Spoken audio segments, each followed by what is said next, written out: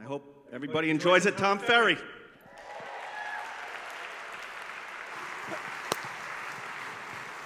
That was the perfect intro. Thanks, man. No. No. Cool. Awesome. Hey, how's it going?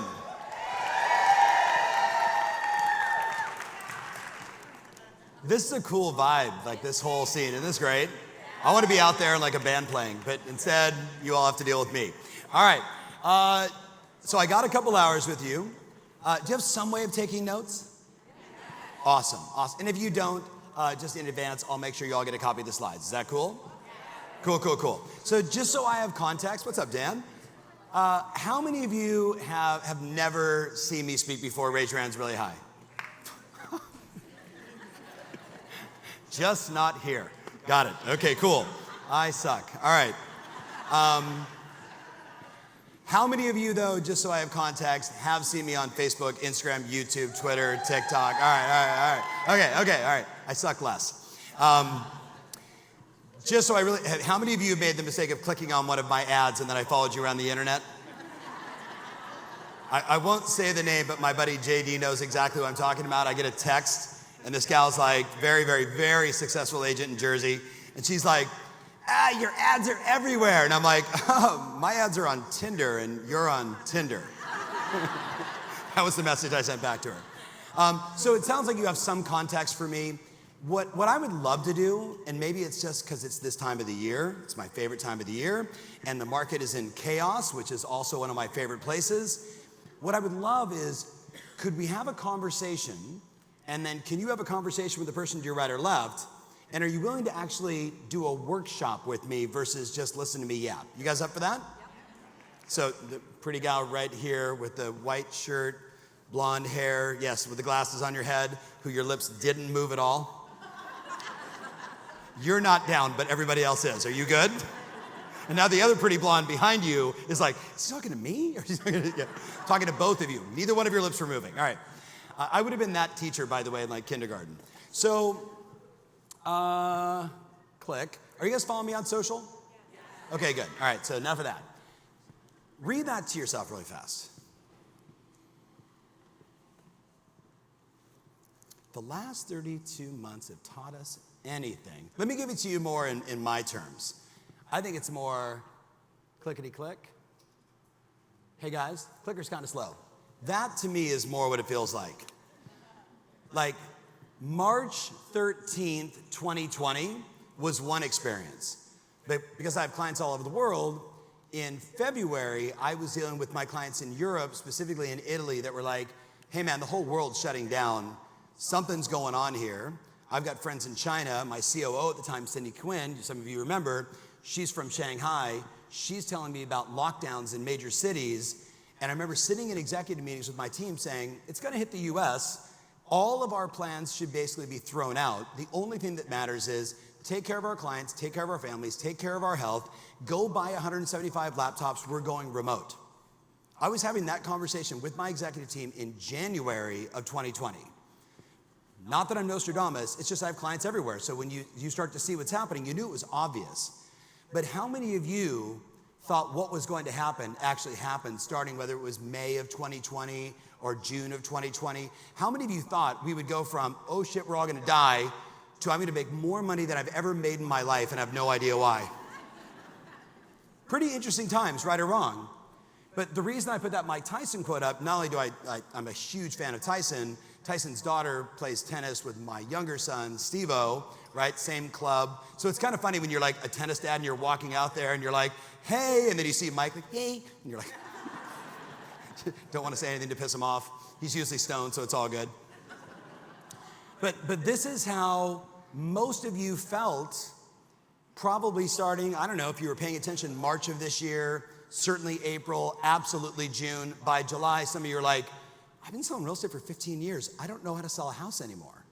Like everything changed, yes or yes, guys? Okay, do me a favor, just for fun. Look at your buddy and say, he is so talking to you right now. Wait, you're not gonna talk to your buddy? Okay, I got you two to talk. And by the way, it's a real estate thing, so if you have a threesome, that's normal. There will be alcohol served later. Now, I'm gonna hit you with another one. So I was at a dinner a couple nights ago in Las Vegas, and it was kind of some interesting characters. A buddy of mine, Chris Lindell, he sells about 7,000 homes a year. And then Gary Ashton, who sells about 3,000 homes a year. Jill Biggs, just a bunch of these rock stars. But I was most curious, and I won't say his name, a senior executive from Open Door. And one of the questions that was asked at this dinner, which I think is an interesting question for all of us to be thinking about, which is, what do you believe with relative conviction is going to happen in our industry in the next 24 months? So it's fascinating, because some of these people sell so many houses and they're so influential in the industry. And so everybody had a perspective. And I said, mine is really this. What are you going to do when the DOJ thing comes through and the class action lawsuit gets enforced and the DOJ tomorrow says there is no more 6% commission? Instead, as a listing agent, you get your 3 or whatever you charge, and now the buyer and the buyer agent now have to go like this. Hi, I'm going to represent you as a buyer. My name is Tom. I work with Premier. Here's how we do it, blah, blah, blah, and you pay me 2.5%. That's what's coming down the pike. Are you guys ready for that? Are you guys ready? Yes. Sorry, that's the inner Mike Tyson. I don't smoke weed. But see, I thought it was fascinating, because this group, they want to talk about which company's going to go under, and, is Zillow going to buy Redfin? Is Open Door going to make it?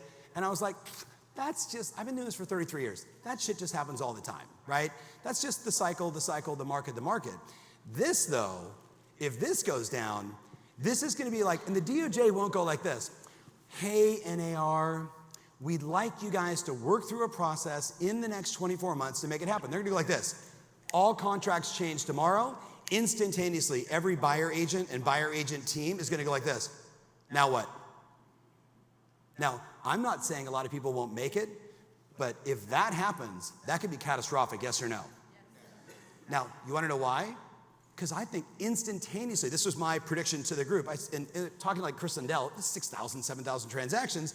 I'm like, Chris, half of all your transactions are buy side. All of your agents have been selling houses for less than 2 years in the real estate business. They've only been in an ascending market, and most of them don't have any sales and persuasion skills. The last 24 months, you've been order taking. You guys with me on this? You take a listing, like, how good are you? What was your marketing plan? Enter. Offers, right? Now the game, of course, has changed, right? Little 7% interest rate does that. But here's the reality, I'm not saying with absolute certainty that's going to happen, but I've learned in my 33 years. How many of you are, who's married? Raise your hands that you're aware of. Okay, I've been married 29 years to the same crazy Italian. I've married her 3 times, and I'm still alive, it's all good. And I have a 94-year-old Italian mother-in-law that lives with me, so it's all good. You with me on this? We're little Yole and I, hang out and make raviolis. Here's the thing, I believe whether it's a successful marriage or successful business, you have to constantly be anticipating what's coming down the road and begin to create contingency plans. Anticipate what could happen and figure out, what am I going to do? If it doesn't happen, I'm just a little more prepared. But if I don't prepare, your income gets cut in half. You guys ready for that? Okay, so I'm going to make the argument that some of the things we're going to discuss today, we could probably spend 3 days on it, but just do me a favor. Turn to your neighbor and say, hey, the week after Thanksgiving, let's start practicing getting buyer agreements signed. Say that to your buddy.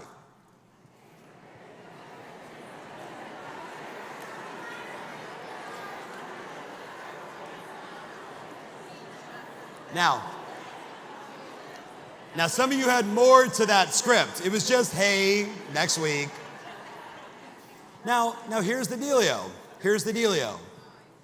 We anticipate, and then if it doesn't happen, what's the worst case scenario? You got better at working with buyers. You got better at setting expectations. You got better at being, able to qualify and figure out what's very real. You got better at presenting your value as someone that's going to represent them in the most important purchase of their life. There's no doubt. It's like when someone says, oh my God, I'm having a problem with my, a health issue. I'm like, well, maybe you should eat better. There's no downside to that, right or wrong, guys?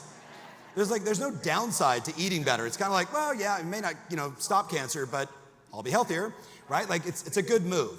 This is one of those moments that I hope you guys get above everything else I say to you, because it is only the best that anticipate and make adjustments. Everybody else gets whiplashed by the change. So I did a social post, I don't know, maybe a month ago-ish, and it just had a number 9 and a percentage. And I said in the post, what are you going to do when interest rates go to 9? Now, how many veterans in the room? Who's been in the business for more than 20 years? Raise your hands. Okay, first of all, God bless you all. Who's been in the business for more than 25 years? Okay, if you still can, stand up. Stand up. Come on, stand up. Give these men and women an enormous round of applause. Enormous round of applause. Well deserved. Well deserved. So last Friday night, I was at a wedding for a longtime client of mine. I've been her coach for 23 years. She's 84 years old. She married her boyfriend of 38 years. I'm not kidding. 38 years. I was like, Fred, I have to coach you on how to close. Like, what's going on here, man? Like, you got a closing issue. She's definitely qualified, bro. Close.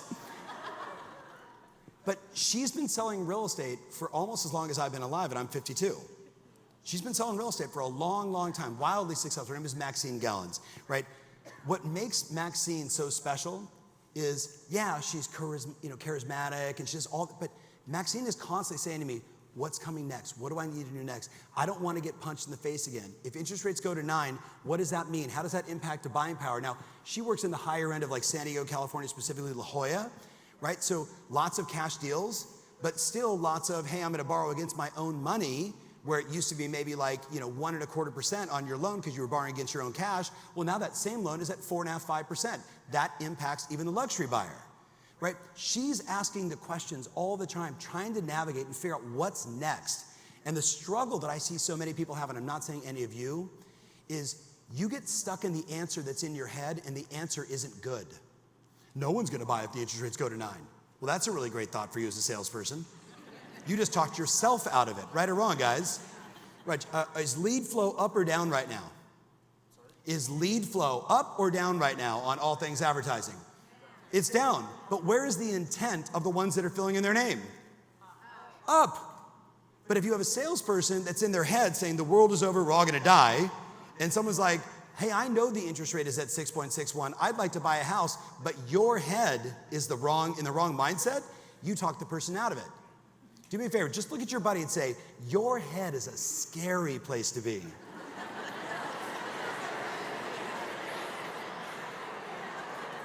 Now, some of you have heard me say that 8,000 times. But JD, it's true, right? It's true. So let's have some fun. You ready? NAR came out, and now I'm going to make the statement, and I'm not anti-NAR. I'm a huge fan of NAR, though I think I'm troubled by it. I think they're overly optimistic. They came out and said 4.7 million individual units sold this year. That was the October forecast. I know they know that in the Northeast, we have an 18% reduction in transactions historically for as long as I've been alive. In the fourth quarter, right? Snow, winter, yada, yada, yada, it drops. But in the sand states, Florida, Arizona, they boom like crazy, right? Like that's a part of their season. The question is, most are saying it's going to be the same next year. So I have a client, right? So like Kathy and Jeff, my client, his company last year did 890,000 real estate transactions. Is that good? I mean, you can't live on it. He turned over to his boss, Warren Buffett, $2 billion in profit from mortgage and real estate and title and closing services and everything else. He and I were chatting on our typical Saturday morning coaching session. And I said, hey, what's your forecast for next year? He said, well, I just told, the heir apparent to Buffett and the energy division, which I'm a part of, I'm forecasting 3.8 to 4 million total transactions next year. Last year, we did 6.1 million. 6.1 million. Well, here, let's look at the data. Last year, 2021, 6.1 million, the most transactions I have ever seen in 1 year. Now remember, two sides, 6.1 million houses, 12.1 million, 12.2 million buy-side, sell-side transactions. Look at this year, This is why people feel so off kilter, right? But let me ask you all a question. Let's keep it super real. I've been doing this at every event, every training, every coaching thing I've done. How many of you, by a raise of hands, are down on transactions closed year over year or flat? Just down or flat. Be honest, we're amongst friends. Like you've closed less transactions this year than last year, or you're flat. Raise your hands really high. So look around, you're not alone. Now, same group, but have you made more money? I see some head nods, I see some no. Well, let me show you why you should have. In 2019, let's go back and look at the numbers. 2019, which was a bananas real estate year, above the historical average. Where do we finish? Something like 5.3 million individual units sold.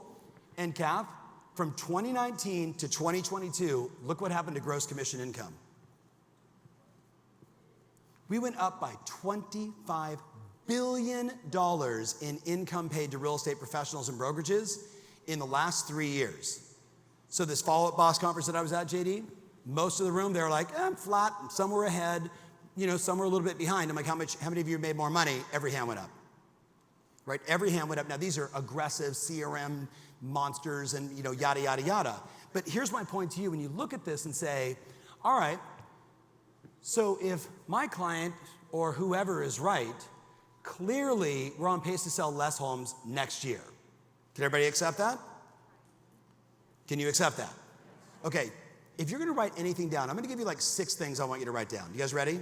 I'm only at like slide 3 and I have 800. So we're going till midnight. Buckle up. No, I'm kidding. I want you to know a couple things.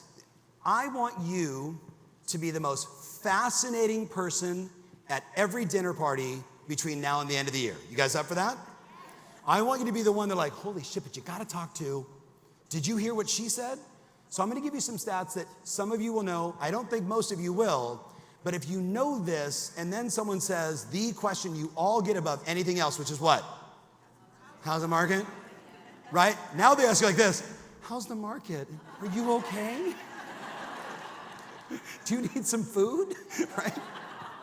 I mean, okay, who was selling real estate in 2007, 8, 9, 10? It's nothing like that, right or wrong.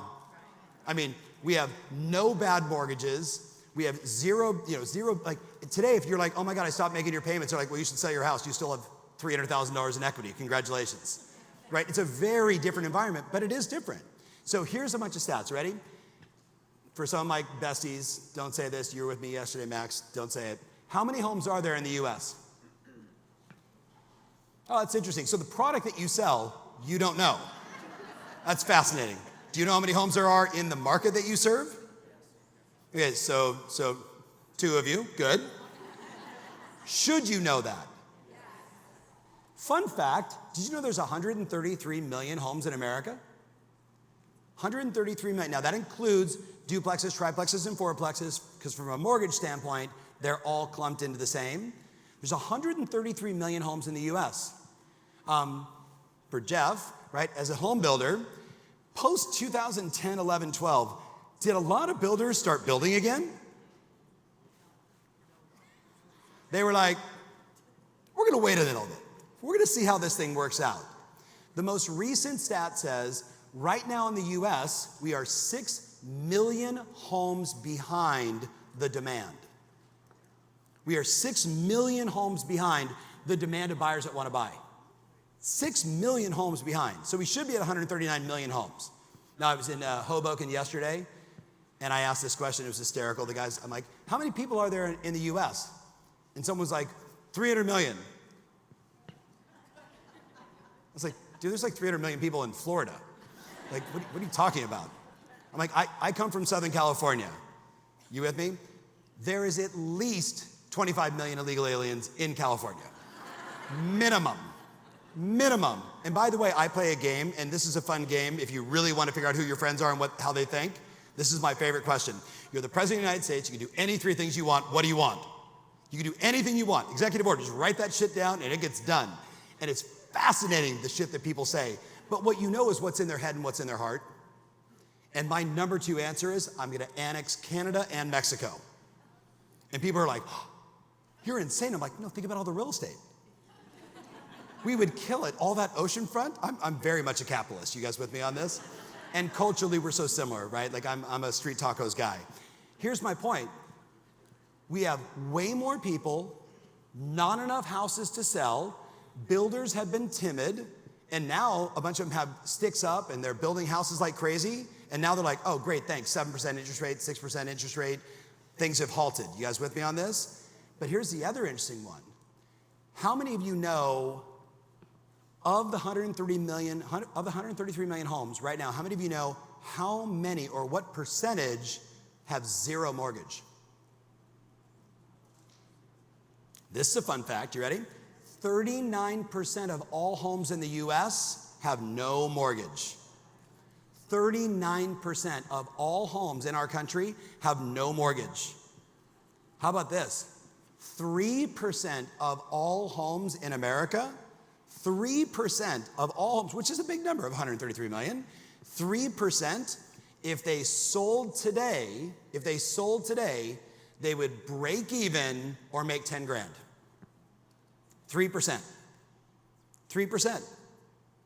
Right? So when people say, are we going back to the old market? What's the answer? Fun fact, do you know how many homes there are in America? What's every one of your friends gonna say at the soccer team? At the hockey rink, right? At a dinner party, at Starbucks? I don't know, a lot? Well, it's actually 133 million homes, and interesting enough, we're 6 million behind right now the current demand. They're like, well, E.F. Hutton, tell me more.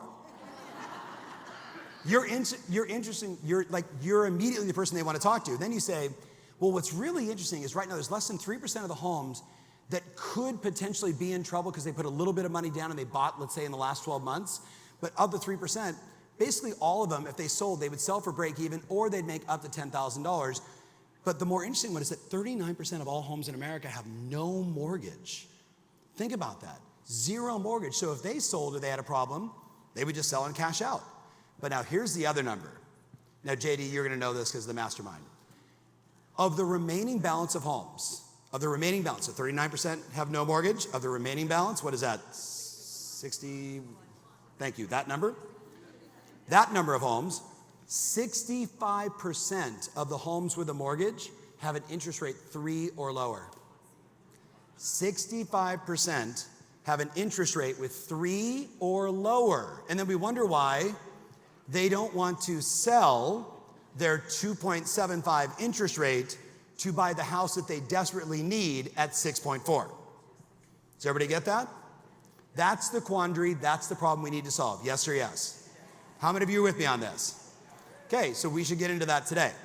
Now, I'm predicting, look at 2000, who was selling real estate in 2012? Let me remind you 2012. 2012 was like this. I'm finally closing my last short sale. That was 2012. Some of you have no idea what I'm talking about for the new agents. But all my veterans, you remember. Remember when they said, you're like, what do they call it? They call it a short sale. And you're like, they should call it a pain in the ass, really long sale. Right? Because that's what they really were. They were not, there was nothing about them that was short. 2012 was an unbelievable year for real estate. Home prices started going up. Things were looking better. Interest rates were at like 5.5. And people were like, hallelujah, let's go buy some houses. 2013, monster year. 14 slowed down a little bit. I remember that. 15, we skyrocketed back up above 5 million individual units. And it's pretty much been smooth sailing all the way until 2018. We were doing the summit, JD, and remember at the summit, it's August. I forget where we were. I think we were like in Vegas. And on a Tuesday or Wednesday afternoon, rates went from 3.9 to 4.9 in one day. And the whole world said, no one will ever buy a house again. Rates were at 4.9, it is over. Anybody remember, my veteran friends? Now, from there, it just went cuckoo for Cocoa Puffs, right or wrong. So now here's my question.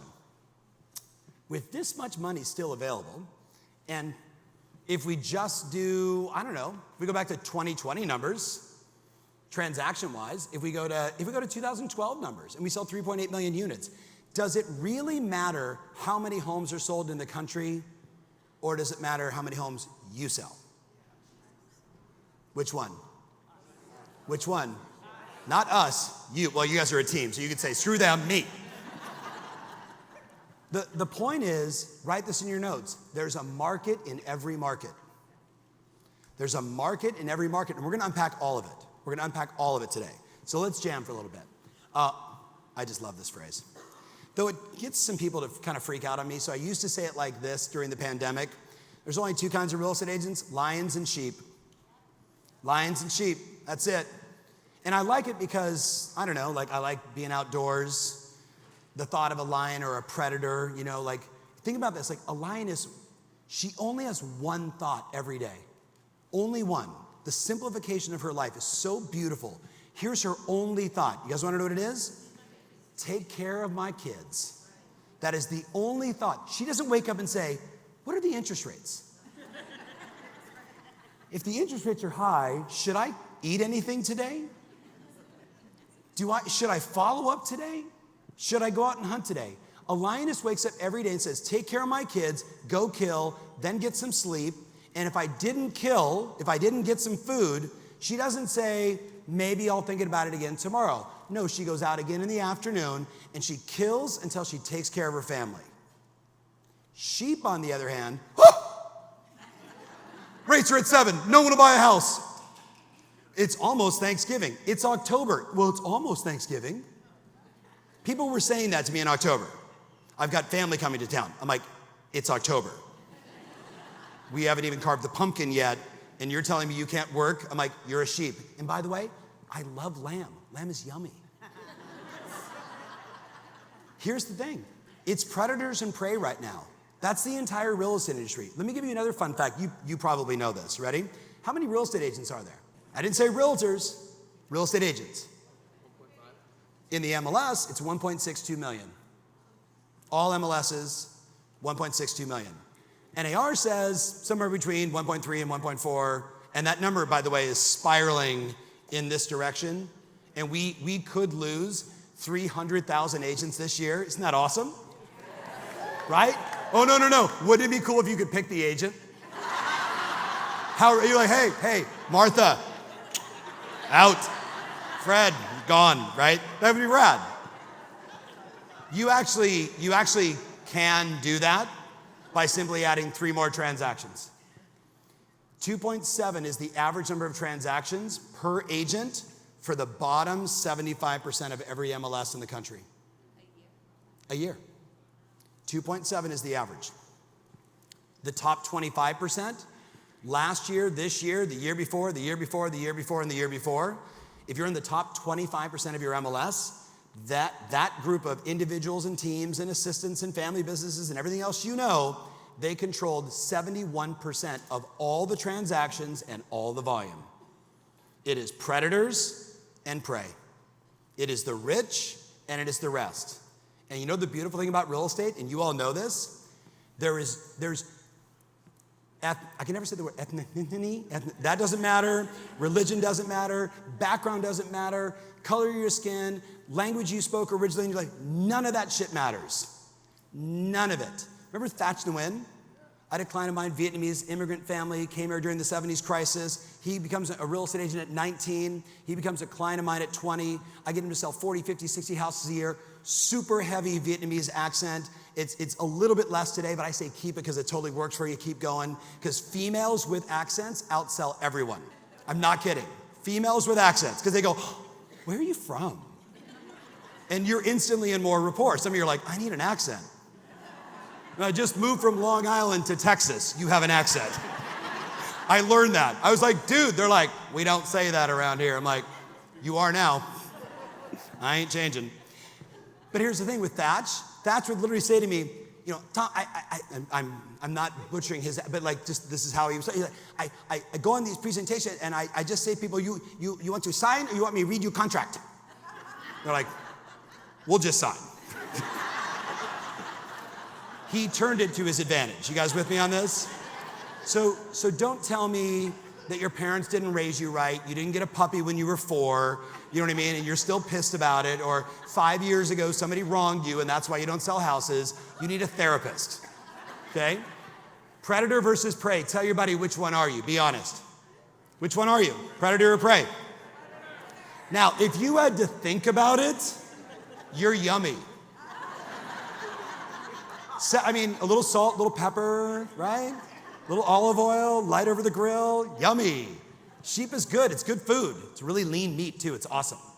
You're like, does he want to eat us? No, it's a metaphor, please. Now, you ready? I love this guy. I don't care how you feel about it.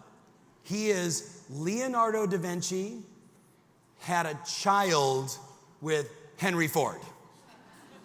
That would be Elon Musk. He is waking up every day, changing the world. Now, argue for the better or for the worse. He's going to put somebody on Mars. I want to go. I think it's going to be awesome. You with me on this? He dreams and works harder than most of us could even imagine. And his famous quote, which is really, Jeff, not his, everyone says the same thing. You want to become a billionaire? Solve a billion-person problem. You want to become something of stature in your marketplace? Solve a big problem. That's who becomes influential in our marketplace. Do we have any problems in real estate with housing right now? How about the number of underserved communities, or how about the number of properties that aren't available for first-time buyers? How about 63% of the people that have a loan with a 3 or less? They want to unlock their equity. They want to go move, but they can't. I work with this big company in Atlanta, Georgia, so I pay attention a lot to real estate.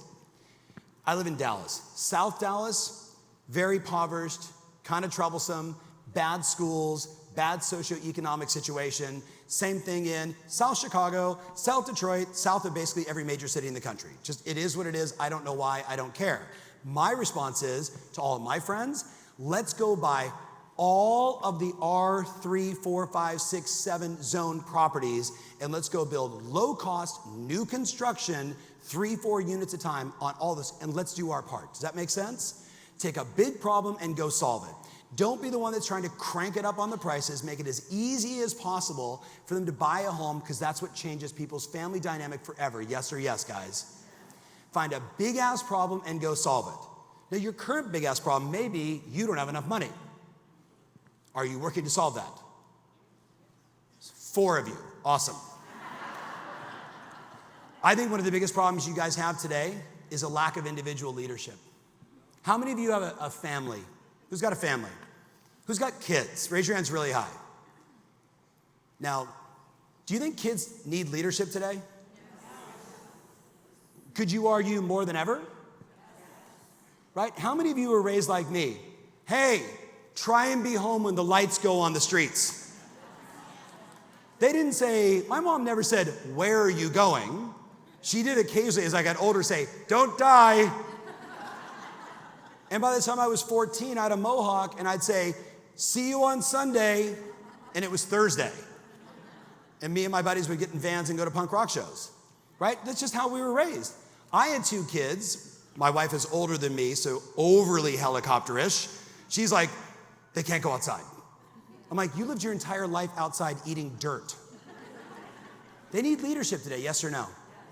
So this may relate to some of you.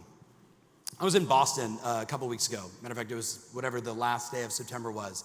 And I was going because my Uncle Frank was there. So my Uncle Frank turned 100 the next day, right?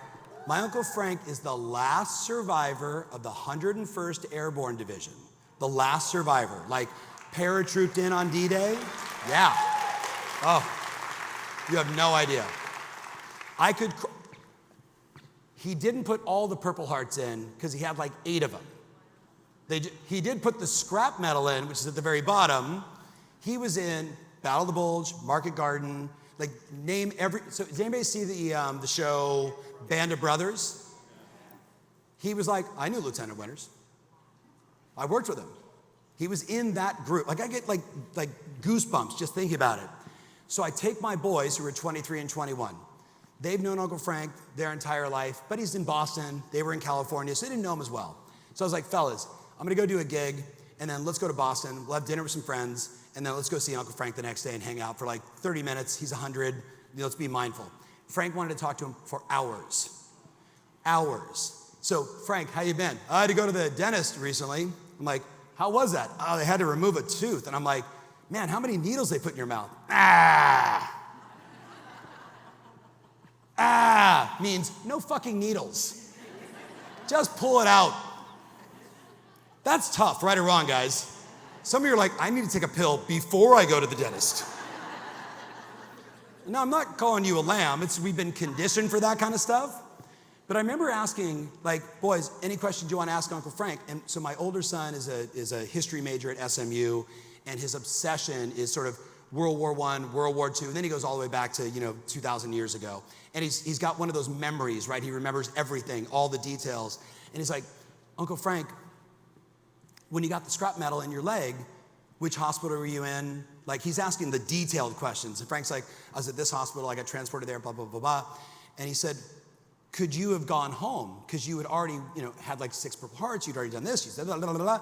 And he goes, they gave me the offer to go home because I'd already been there for long enough. And my younger son, Steve-O, right, Dan, he's like, did you go? Because Steven's just a spaz, right? And Michael wanted to hit him. And my Uncle Frank said, I would never have left. I would have left my guys behind. The job wasn't done. We needed to go back. That's leadership. That's leadership. And what we need right now in this industry is leaders, individual men and women to step up every day and do what you know is the right thing. And stop buying into the noise of the news. Stop buying into the one client that says, no one's ever gonna buy it. You're never gonna buy it. Next, go to the next one. It's that individual leadership that matters right now. You guys with me on this? Do me a favor, turn to your buddy and say, he is so talking to you right now. That was good. You like gave her the finger, like right in the face. Now, with that said, are you ready for 2023? Yes. You're lying your ass off. Let's keep it real, right? So you're ready. So your business plan is done. You've answered the 8 most important questions. You know the 3 most important initiatives you have for the year. Your marketing plan is tight, and you already have 75 or 80 seller leads in your pipeline ready for the spring market. Are you ready for 2023? Oh, thank you. I mean, it could be a seminar where we all go, yay, or we can keep it real. Because I'm here to keep it real. All right, so let's jam. You ready? Who are you modeling your business after right now? Who's your business role model? Who's your business hero? Who are you like, man, I am gonna take out Martha.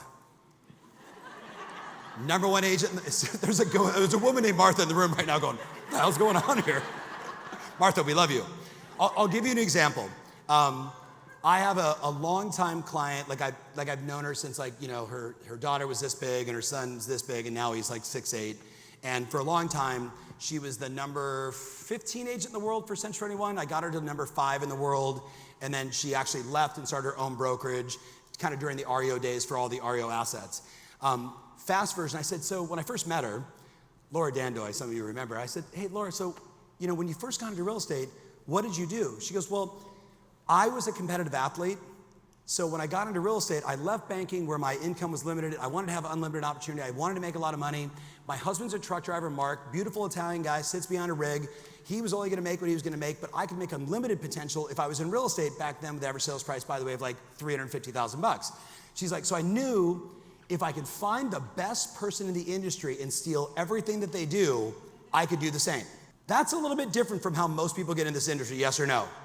Why'd you get into real estate? I love houses. Have you seen, who has ever walked out of a listing appointment and thought, burn these clothes? Right? You know what I'm talking about. Like, did you love that house? You love the houses on $1 million listing, I understand.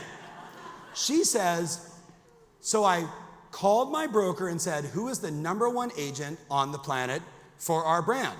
She's like, oh, that's Marty Rodriguez. She calls my client Marty. Hi, my name is Laura Dandoy. She finds out that she's literally 2 hours away in Southern California. I'd like to come sit down with you and talk to you about how you did what you did. Marty's like, sure. I'm free Tuesday this time. Laura shows up, now remember guys, with a audio cassette recorder, a yellow notepad, and her buddy to take an extra set of notes. How do you market in the beginning? How do you market now? Do you have a geographic farm? I've heard about that. Do you do open houses? You do open houses? How do you do open houses? What do you do? What's your pre, what's your at, what's your post? You know what she was doing? It'd be like walking up to Bill Belichick, sorry if you're a Jets fan, walking up to Bill Belichick and saying, can I have your playbook? And having them go, here's my playbook. That's what happened. She sells like 61 homes her first year in the business. Is that good? I'm sorry, is that good? There's some of you in the room that's owned houses for 16 or 20 years and you haven't had a year where you sold 61.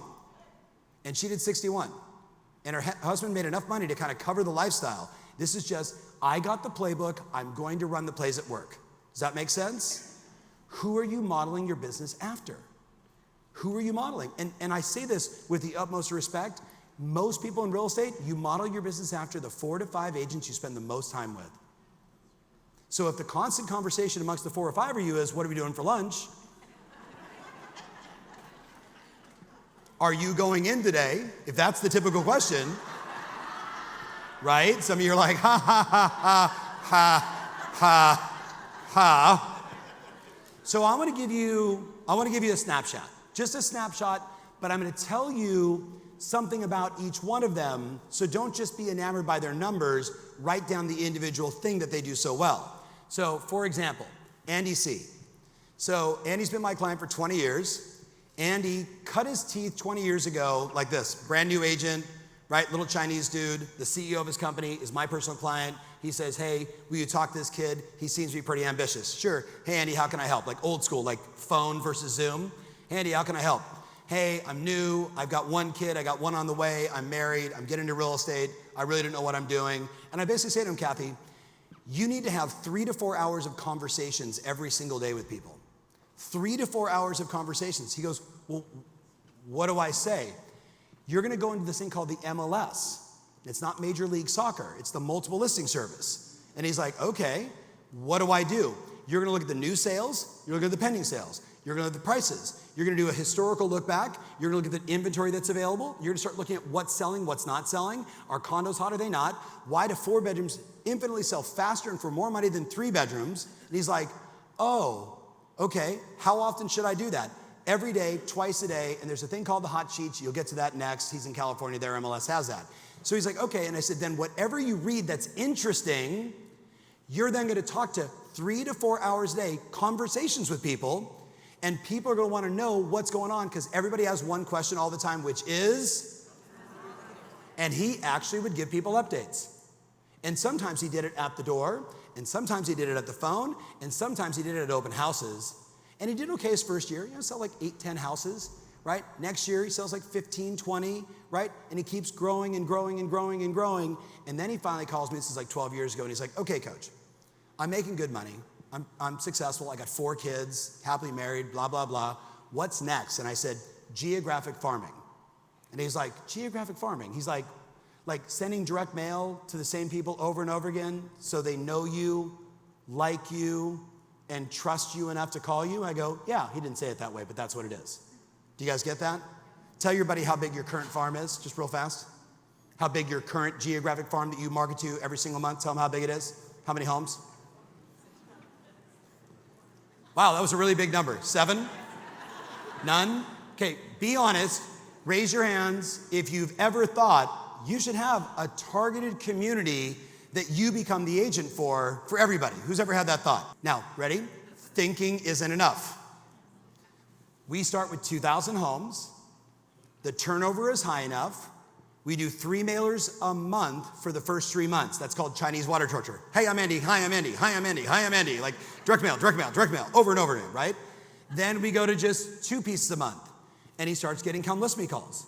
And he's like, wow, this works. I said, Andy, you sold homes in the neighborhood, you have some recognition, you live in the neighborhood where we're farming, your kids go to the school in the neighborhood, you're winning, it's okay. What if I told you today his geographic farm is 127,000 homes called the Golden Triangle of Silicon Valley?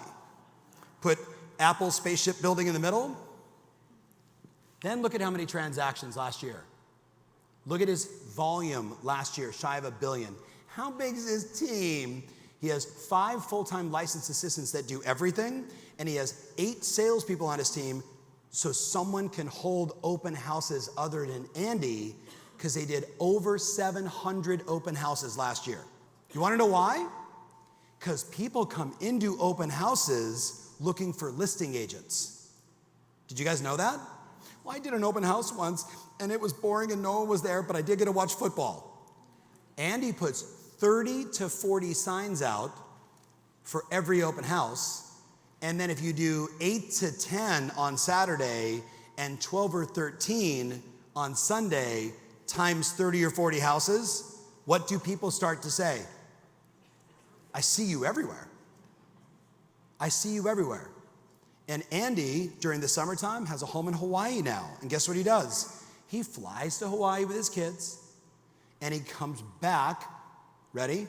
Thursday night, late flight, land Friday morning, open house Saturday, open house Sunday, red-eye flight, back to Hawaii.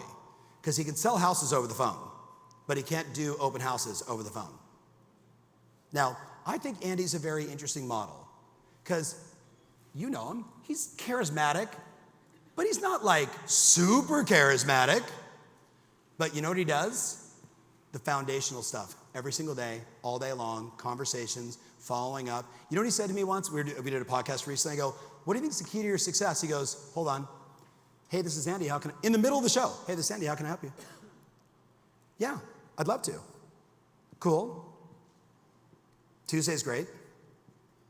Is the home ready to go? Cool. Yeah, I can give you all the information on that. No problem. Wonderful. 5 is a reasonable number. If I got you 5, would that be better? Let's talk about it. Okay, great. Hey, thanks so much for calling. I look forward to seeing you on Tuesday. We're going to get the home sold. It's going to be great. In the middle of my show. He goes, I answer the phone. It's a new concept in real estate. No one answers the phone. Who's ever run Google ads before or a Google Logo Services ad? And the third person that answers, or the only person that answers, the third person they call on average. So how can I help you? Well, thank you so much for answering the phone. I've called 3 other people. No one ever answers. They run ads and don't answer the phone. Do me a favor. Turn to your buddy and say, Okay, let's go to the next one. You ready? This will blow your mind. 7 years ago, I'm doing a workshop like this. I think it was in Orlando. Guy and girl show up. You can kind of see the sexual tension between them. You know what I'm talking? You know what I'm talking about, right? And I was like, are you guys together? They're like, no. I'm like, yeah, you are. Definitely having sex. It was just like, you just sense it, right? And the brilliant blonde is the back-end operational genius, and the now very long-haired, right, dude on the right is the uber charismatic, throw your hat over the fence, figure out how you're gonna climb over it later kind of guy. So they're doing like 65, 70 transactions. We start working together, they go 65, 70, 120, 250, 500, 864, and we stall out because the growth's been doubling every year. Comes back into my schedule, we go 864 to 3,000. It was a good jump in individual sales. Between all of their businesses, they were making $1 million a month. And they live in Florida, which is like making 8 bazillion in New York or California, right? Now, yeah, they're charismatic. Oh, he wears a vest. That must be what it is. And like literally 3 years in, I'm like, you guys sleep together, right? And they're like, we haven't told anybody yet. I was like, dude, everyone knows. Just to be clear, right? Everybody. No, they don't know. I'm like, oh yeah, they know. You two walk like at each other. Just, it's very obvious. And then I got to actually be the officiant at their wedding, which was pretty spectacular. Yes, super rad. Hi, Reverend Tom Ferry. Here we go. Now, here's what's great about them. You ready? Them and everyone on their team. Write this down. Ready? This is the model. Everyone on the team makes phone calls from 9 to 11. That's it. Because he says, real estate's just a conversation. Buying a house is a conversation. Selling a house is a conversation. Buying an investment is a conversation. Renting a house is a conversation. It's all a conversation. And whoever has the most conversations sells the most real estate. So on his team, yes, they buy leads, Zillow and Realtor and all this other stuff, but it's the illusion of choice. We have all these leads. If you make your conversations from 9 to 11, we give you leads. If you don't get leads. Pretty easy, huh? So guess what they all do? Have conversations on the phone because they want the Glengarry leads. Some of you know what I'm talking about. They have the perceived value of the hot leads, even though it's only 22% of our business. All the other hundreds and hundreds and hundreds of transactions come from past clients in Sphere, open houses, farming, name recognition, brand, all the normal stuff, right? But the perception is what drives the behavior. Interesting, huh? Okay, do me a favor, turn to your buddy and just be honest. Tell them the last day you can remember where you were on the phone having conversations with any prospects you like from 9 to 11. Tell your buddy the last time you did it. All right, okay, hold on, look up here. Bah, bah. That's my worst version of a lamb. Hey, the conversation was never, last Tuesday. The whole game is, how many of you get what I'm saying here? Whoever has the most conversations wins. They win at scale. Oh, how many of you know someone in real estate that she's wickedly successful, but she's also the nicest person on the planet? Who knows somebody like that? That's Edna Kimball. Now, is it because she's from Oklahoma? No, she is an assassin. She is an absolute killer. Edna, how many listing appointments did you go on last year? 176. How many listings did you take? 176. You didn't lose? Why would I do that? There's no one in my town that's better than me. There's no person that prepares more than me. There's no person that shows up ready to go more than me. There's no person that has a better listing presentation than me. There's nobody that handles objections better than me. She said, what the? She was doing that shit long before Ryan or Frederick or whoever did. Yeah, Frederick, right? She is a super ninja. But then when you call and say, how 100% an offer? She answers, oh, thank you so much. Have we met yet? Oh my God. Okay, tell me about your buyer. How are we gonna do this? Let's make this deal work together. She's that person. You guys with me? Like super mom, super wife. I don't know, maybe she has 3 boyfriends. Who knows, right? Who knows? She's an aggressive woman. We'll see. But you ready? She has an insane listing presentation. Do you? Insane. Like, oh my goodness. Like I want you to just imagine going out 100 listing appointments. First of all, just imagine that. And then winning every one of them. Not by saying, I'll do it at 1% and I'll overprice it. She doesn't do that because you could win and just go, I'll do it for free. Right? You would still lose some, but you know what? So ready? No, like, and trust. No, like, and trust. No, like, and trust. No, like, and trust. Which one's most important? Oh, really? Bullshit. Like. Who is the most likable that shows up? That's why I want you to be more charismatic. That's why I want you to be more interesting. Did you know there's 133 million homes in America? Would you be shocked to know that 39% of all homes in the US have no mortgage? Isn't that insane? And I know you were just saying you're concerned about the market. What if I told you that less than 3% of the houses are actually in a position, and all those old bad loans, those were all washed away in the last, not the last refi market, the refi market before that in 2014 and 2015. We've never been in a better position than we are today. Right? You will be the most likable, most interesting person. That's the job. And then guess what? Having conversations with people is easy because you're likable. Make sense? Some of you are like, I'm not that likable. Okay. Now, he has charisma on steroids. This is the Coldwell Banker's #1 agent, right? Longtime personal client, longtime friend, has my home listed for sale, or leased it, I should say, because we're leasing it. So Timmy, ready? Just in your notes, write down 554. 554. 554. This is Tim Smith's plan for as long as we've worked together now, 12 years. So Dan, he talks to 5 people every day that know him really well, that like him a lot, and trust him. His past clients, his centers of influence. He has Bricks, who's 7, and Sloaney, who's 5. So the sphere is getting bigger and bigger by the day. You with me? Kids, and Sloaney's on the football team, and he's the assistant coach. All those parents. Hey, Tim, how's the market? What's going on? Heard you just sold another house. You just did a deal down. Like, it's all of that all the time. They're prospecting him. You guys with me on this? He talks to 5 every day. Then he talks to 5 new people every day. Because he knows where he lives, there's this many people that he knows, but there's this many people that live there.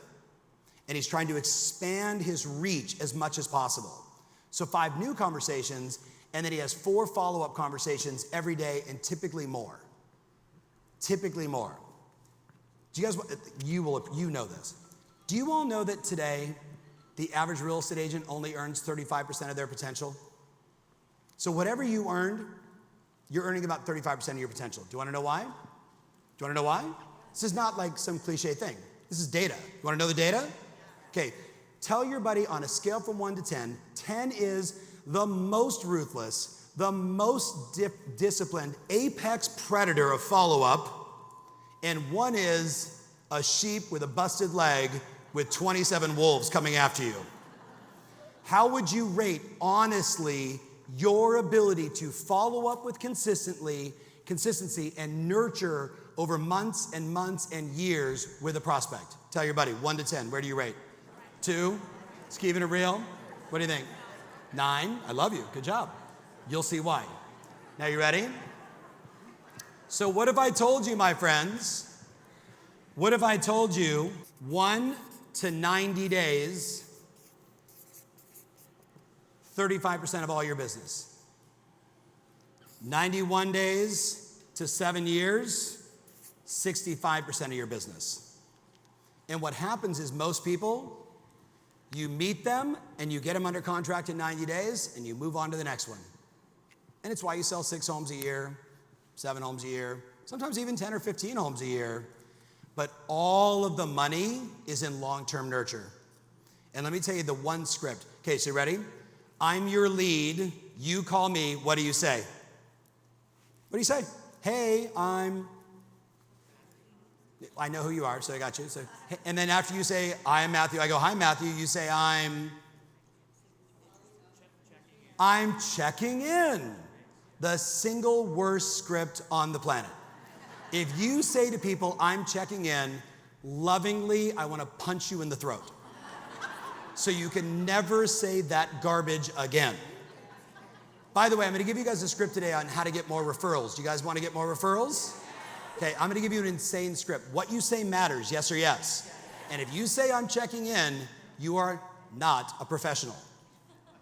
Because professionals don't have to check in. Professionals, tell me your name, my dear. Lori. So, all right, Lori, thank you so much for coming to my open house. I really appreciate the opportunity to meet with you.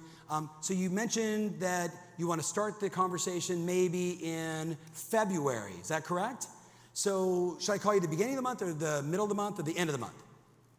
Beginning of the month sounds great. Beginning of the month. Awesome. So let me look at my calendar really fast. How about Monday the 5th? Would that work for you? Sounds perfect. Mornings or afternoons? Which is better for you? Whatever works for you. Well, my days are always busy. I'm going to make my time for you, so you tell me what's really good for you.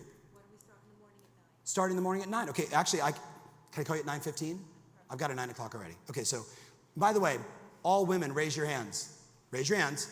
Do you call your hairdresser and say, I'm on my way, I know I don't have an appointment? What does your hairdresser say? No, first of all, your hairdresser doesn't answer. You get a voicemail. Please go to my website and schedule an appointment for 90 days from now, because I'm booked solid, right or wrong. And yet, we're like this, I'm available whenever you're ready. There is nothing better than saying, who has ever gone to a restaurant? You're like, really? I wanted a party of 4 at 7, and you told me the only time I can get is 7:15, and I got here at 7, and there's 48 tables open? It's the illusion.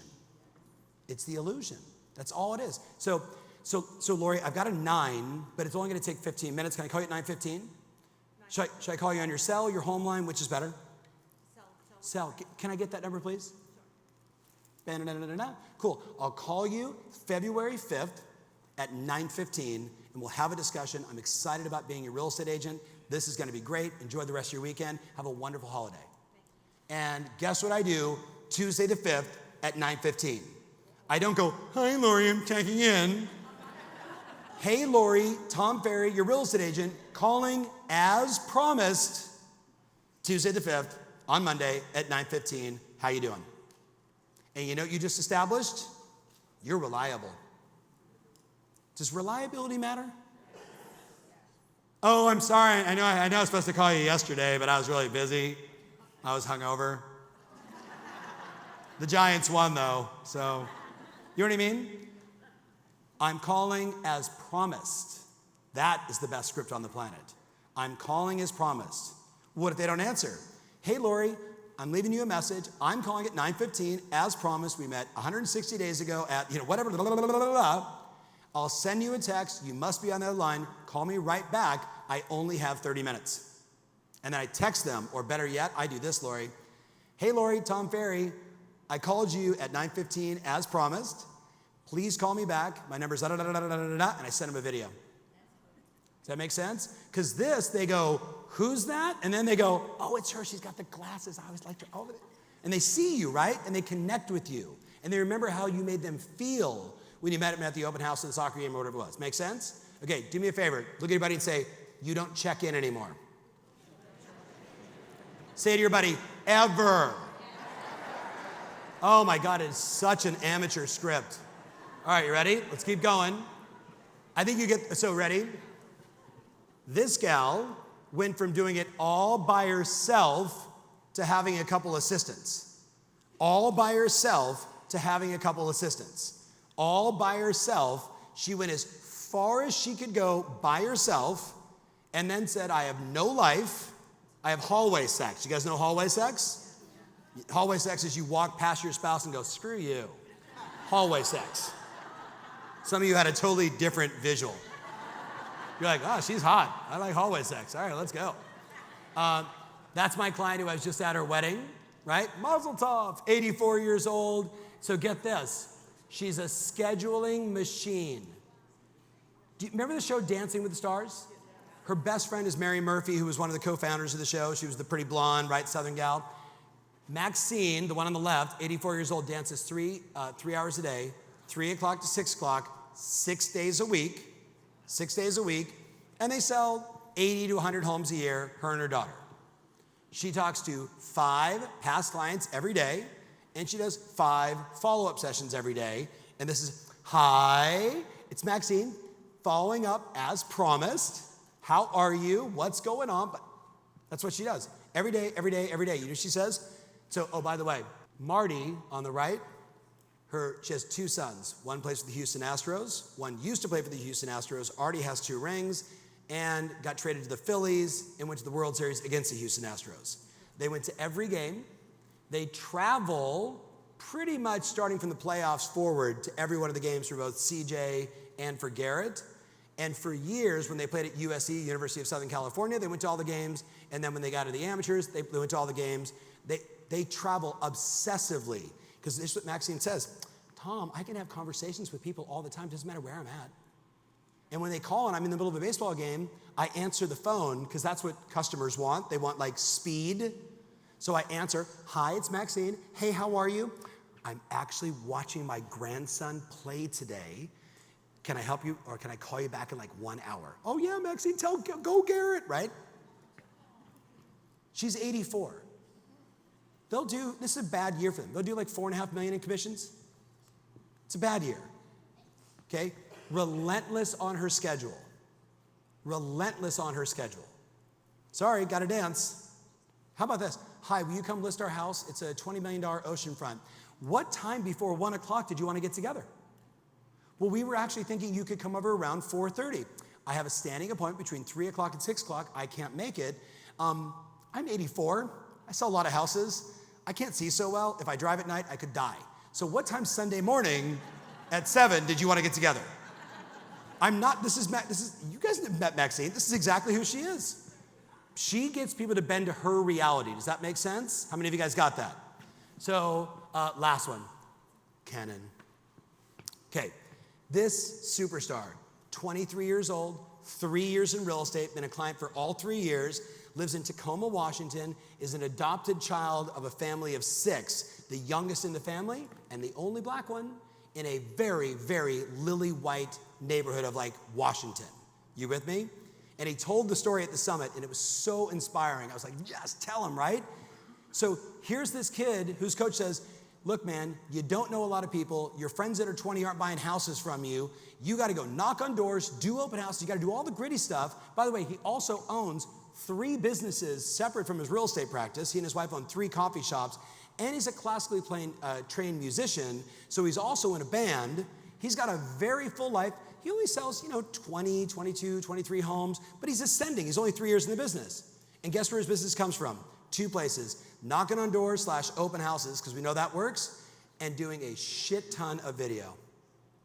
Hey, it's Ken. I want to give you a little market update. And he's normally standing in front of one of his coffee shops, which is also a really good idea.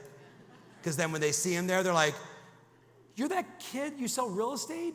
And he's like, oh yeah, and I own this too.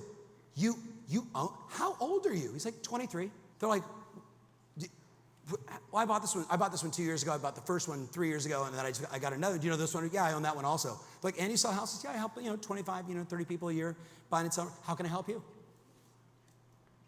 Okay, do me a favor. Turn to your buddy and say, lion or sheep? He's a lion. You with me? And his wife is more of a lion. I met her. I was like, oh shit, she's tough. So, does success leave clues? Yes or yes?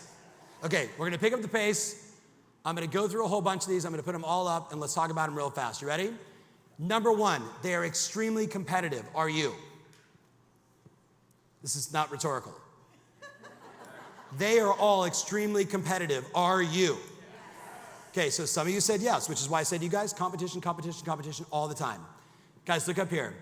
All of us that have a competitive spirit know this. It's not me versus you, though we will use that. It's me versus me, right? But the moment we make a bet, okay, $20 says I can get an appointment faster than you today on the phone, having conversations, I am like, and we both win in that deal. Yes or no, guys? Most of you aren't activating your competitive spirit, and you need to in this business. Now, the second one should be pretty obvious. They always have the need for something new. All my veteran friends, raise your hands really high. How many times have you had this conversation? Oh, my business just feels kind of stale. And the moment it feels stale, you're stale, you have stale conversations or no conversations. So all the best in the business are always looking for something new, a challenge, a spark, something that's gonna give them life. And it could be, back in the day, I'm the only person in my town that stages houses. That was like 15 years ago. Or I was the first person to do YouTube videos. That was new for people. I was early on TikTok. Whatever it may be, I'm innovating around the way I'm doing my open houses. I've got a sign on the door with a QR code. Boop. I have to capture all their information before they come in. It could just be this little spark, and that's all you need to get the fire again. Does that make sense? I won't say his name, but let's call it a $5 million GCI producer in Manhattan called me this morning and said, hey, can we talk? And he's like, I've just been doing this forever. I'm just bored. I'm just bored. And he's like, I only get charged when it's a really big deal. I'm like, you need a challenge. He needs a challenge. I'm like, I got $10,000, says you can't book 100 listing appointments in the next 12 months. He's like, but my average sales price, bitch, I don't care. I'm like, Timmy Smith, that handsome dude from Newport, the challenge he and I have is 300 listing appointments next year. That's his goal. 300. He goes, I'll only list 150. Average sales price, $3 million. He'll only list 150. We'll only sell 100. But he needs that focus. And do you think $10,000 means anything to a guy that makes $15 million a year selling houses? No, you know what matters? He knows that I will publicly shame him in front of all my entire community. And that alone, he's gonna call you guys and say, do you guys got anybody that you know in Southern California that wants to list their house? Like, he needs that challenge. Well, look at the next one. They know their market inside and out. How many of you know the name Barbara Corcoran? Okay, like her or not, I love her. What I respect about Barbara in the early days is she was the first to create what we now would call the Corcoran Report. And when she launched the Corcoran Report, she was the first in the industry to say, homes sell at this square foot dollar amount, here's what's going on in the city. And the Corcoran Report put her on the map, and then everybody followed. Let me ask you a question. What's your last name? Say it out loud. I can't hear you. Where's the that name report? Where's your report? Okay, how many of you know a kid who might be in college? Okay, how many of you know a college near you? You know you can go on the digital bulletin board or on the written board, old school, and you can say, go to the stats and econ side of the college and say, for a case of beer and a bag of weed, I'm looking for 3 kids to do a historical 20-year look back on housing in Melville, as in just name it a city, right? 20-year look back on Huntington. I will give you all of the access. I will give you all the credit for the report. You can put it on your resume. And you know what the smart kids will do? Give us 2 cases of beer, edibles only, and we'll get it done in a week. Sorry, is that keeping it a little too real? Now, why I know this is I've got clients doing it every day. Every day. You take a bunch of college kids, you give them access to the MLS, and they go and like Andy C's report basically said, as Apple stock goes up, home prices in Silicon Valley goes up. And the Andy C report was the only one that was telling people what was actually going on with home prices in his area. It's not the only thing, it's one more thing that these people do that sets them apart. Let's keep looking at the next one. They all trade money for time, meaning they have assistants, they have VAs, they outsource stuff. They're not gonna take their own photography at a listing. They're not gonna shoot their own video. You with me on this? They're only gonna do their highest and best use, which is prospecting, lead follow-up, going on appointments, and negotiating deals. That's it. Those are the only dollar productive activities we do really, really, really. So everything else gets outsourced. And yes, they belong to a community, and yes, they have a coach, right? That should be obvious. But look at number 6. How good are you at those 3 areas of marketing? I'm sure you have referrals down, right? At this point? And yet you all want to know the script of how to actually get referrals.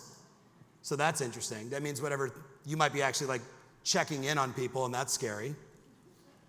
Oh, oops, that would have been bad. But consider this, you ready? A really good business today always has 3 legs: referrals, demand gen, and brand. Brand is more people know you, like you, and trust you, but have never met you. How recognizable are you? The digitization of your reputation is very real. If I Google you, what shows up? I have a client, Donna Roberts, very successful Sotheby's agent in Bend, Oregon, high-end ski resort kind of town. Now, Donna's a sweetheart. Donna calls me 10 years ago and says, I'm not sure how to win and I need your help. I'm like, what's the problem? She goes, Google Donna Roberts. And I Googled Donna Roberts, the #1 female serial killer in the United States of all time. And I was like, scroll to the next page, scroll to the next page, scroll to the next page. Donna Roberts, Sotheby's real estate agent.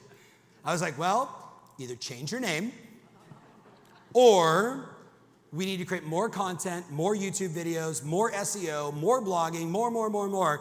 It will be hard to beat the Wall Street Journal and USA Today, but we did. And her videos specifically, and this is a lovely, 55, 60-year-old woman, right? Who just said, I have to do whatever it takes to get my brand out there, because the more people that know me and like me and trust me, the more opportunities I get. So when I actually have conversations with people I don't know, they're like, I feel like I know you. And by the way, do you think she was comfortable shooting video? What do you guys think? No. Think she was like, well, yeah, sure, no problem. Put the camera on, 1 take, got it. Or was she like most people?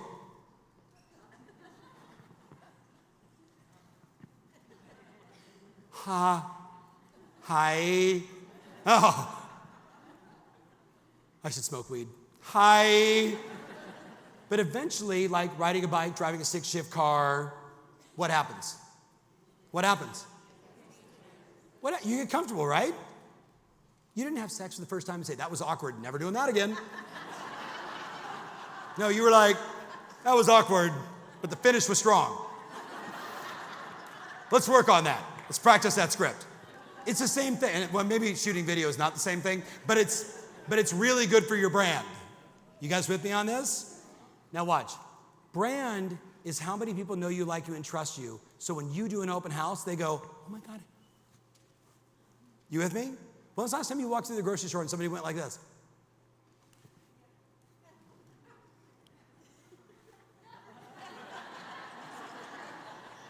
That's when you know you've done it. Now, should you have that as a real estate agent in your town? Yes or yes? Yes or yes? Is there any downside of that? It's like eating healthy. Is there any downside? No. Exercise. Any downside? Oh my God, I look better and feel better. Shit. No, there is no downside to building your brand. Now, demand gen, which we're going to get into in a minute, and referrals we're going to talk about, but the one that most people miss is brand. Now, 74% of consumers today, read that, 74% of their consumers, it's the digitization of who you are, right? So if I can't go online and see you everywhere, do you exist? And if I go online, now ladies, play along, how many of you know a woman in real estate That means you look at her photo and you look at her. You look at her photo, you look at her. You look at her photo, you look at her, and you're like, is your daughter coming on the appointment also? Now, we joke about that, and that is an old joke. It is. But, I said no, like, and trust, which one's most important, and you all said trust. And then you lie on your business card. Oh. It's not me knocking anybody. We're all gonna age. It is what it is, right? But if I lie on the business card, or worse, I say, an agent you can trust, then I know you're full of shit. Number one, you should say, number two, we'll try harder. Right, like Avis. Oh, I bust Avis's shop anytime I rent a car. I'm like, you said you'd try harder. I want a nicer car. So 74%, they're selecting based upon your brand today, right? Now, of course, demand generation is anytime I can put $1 into something and make 3, 4, 5 back. So if I gave you $1, or you gave me $1, and I'm like, oh, here's 5, what would you do? I'd say thank you. That's it? Oh, you would give me $1? Here's 5. What do you do then? You give me 100, and I go, oh, here's 500. What do you do then? You give me 500? Okay, now the math's getting hard for me. I think that's 2,500, right? He gives me 500, I give him 2,500. What do you do then? No, at this point, you're like, shit, I'm only playing with house money, but I'm gonna put $1,000 over here, and then here's 1,500. I'm like, okay, 5 times that.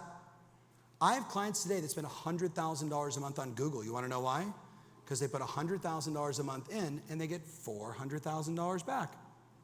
People are like, oh, wait, Andy C. does direct mail to 127,000 houses in Silicon Valley? Why?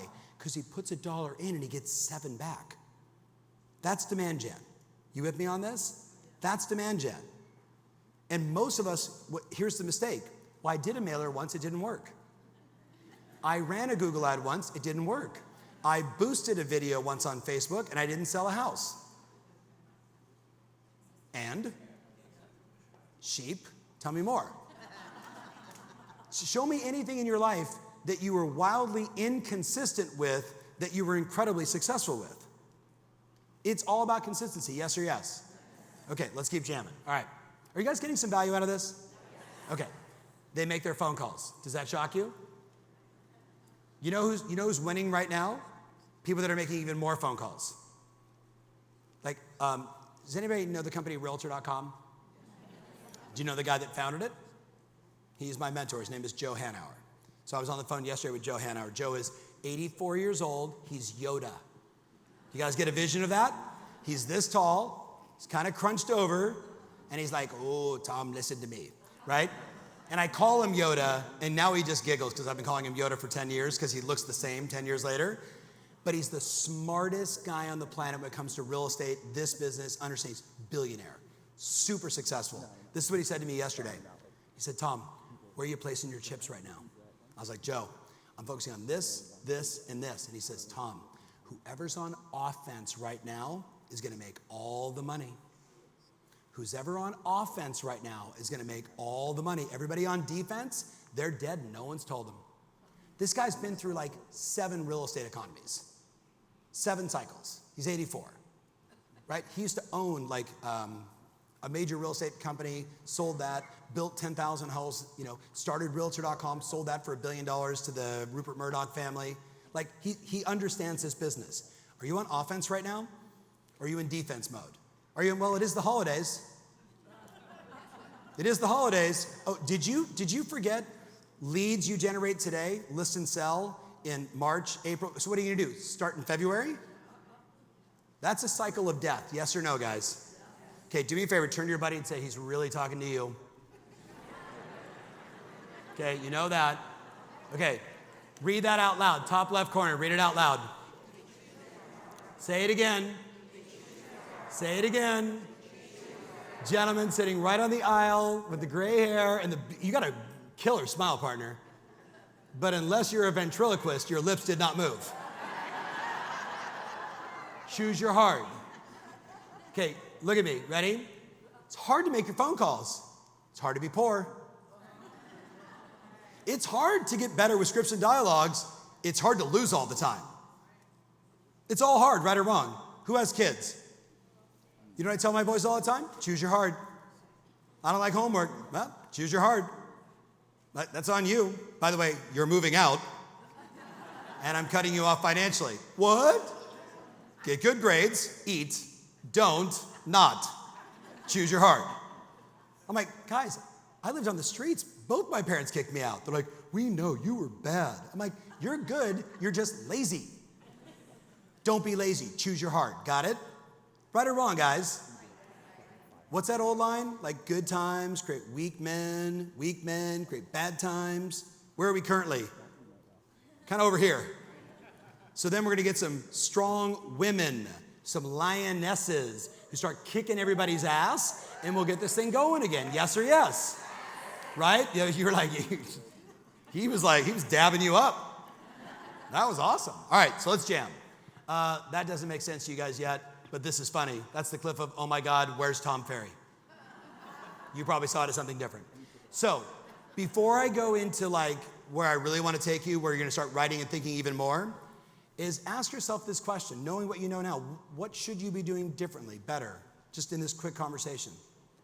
Tell your buddy, what do you, like, if you could just say, I have to do these 3 things to build my business and to kick ass regardless of the market, tell your buddy what you think those 3 things are. Go. You ready to write? Okay, permission to be your coach for the next like hour and a half? All right, you guys ready? Now, what that means is I'm gonna ask questions and you're gonna write. So whether it's in your phone or a piece of paper, whatever it is, so we're gonna workshop together. For the record, all of my clients make more money than they can imagine. All of them. Like my personal clients, it's bananas. All of them just did this with me in the last 30 days. So Gino Bafari, CEO of Home Services, 860,000 transactions, has sold 2 real estate companies, could retire 20 years ago. We just went through the same thing. Jill Biggs just went through the same thing. Timmy Smith, 2 hours in my office. Tell me exactly what you want. Every single one of them, because once we do that, everything gets a little easier. So we're gonna do this together, and you're gonna leave here not motivated, you're gonna leave here with a sense of certainty. And what most of us don't need is any more uncertainty. You guys with me on this? We got enough of that. Just turn on the news. We need to have some certainty. So let's do it together. You ready? So the ultimate success formula, number 1 is you got to know exactly what you want. You have to know exactly what you want. And let's be clear. Tell your buddy right now, tell your buddy in your business what's one thing you want. In your business, one thing. Tell your buddy. Go. All right, so pretty gal, blue sweater. Blue sweater. Tell me your name. Devin. Devin, beautiful. Devin, what do you want? I can't repeat that. I'm even more interested. What do you want?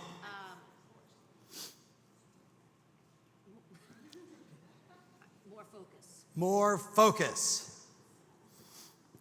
What do you want? More business.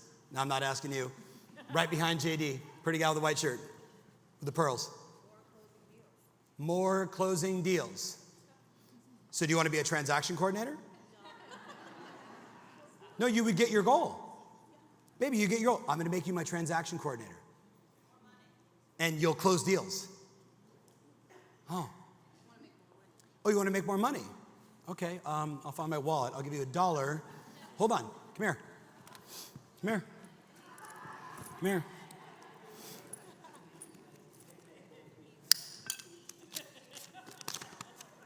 There you go. Come on. I'm not coming to you. $100. You achieved your goal. I want $1 million. Oh, sit down. Sit down. Oh, I think she just learned a valuable lesson. You know what you just learned?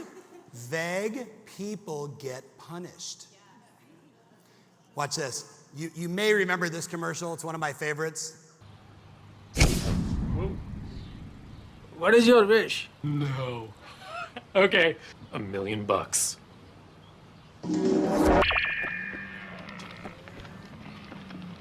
Oh no. Geico. 15 minutes could save you 15% or more on car insurance. Now, he got exactly what he asked for, didn't he? I want $1 million. Fling. So what do you want? You guys want a little heads up? So some people were raised on milk and cookies. Some people in my town were raised on like surf and skate. You guys know who my dad is? Brian Buffini. Top of the morning. Actually, I love Dermot. Brian's a pal, but Dermot's the best.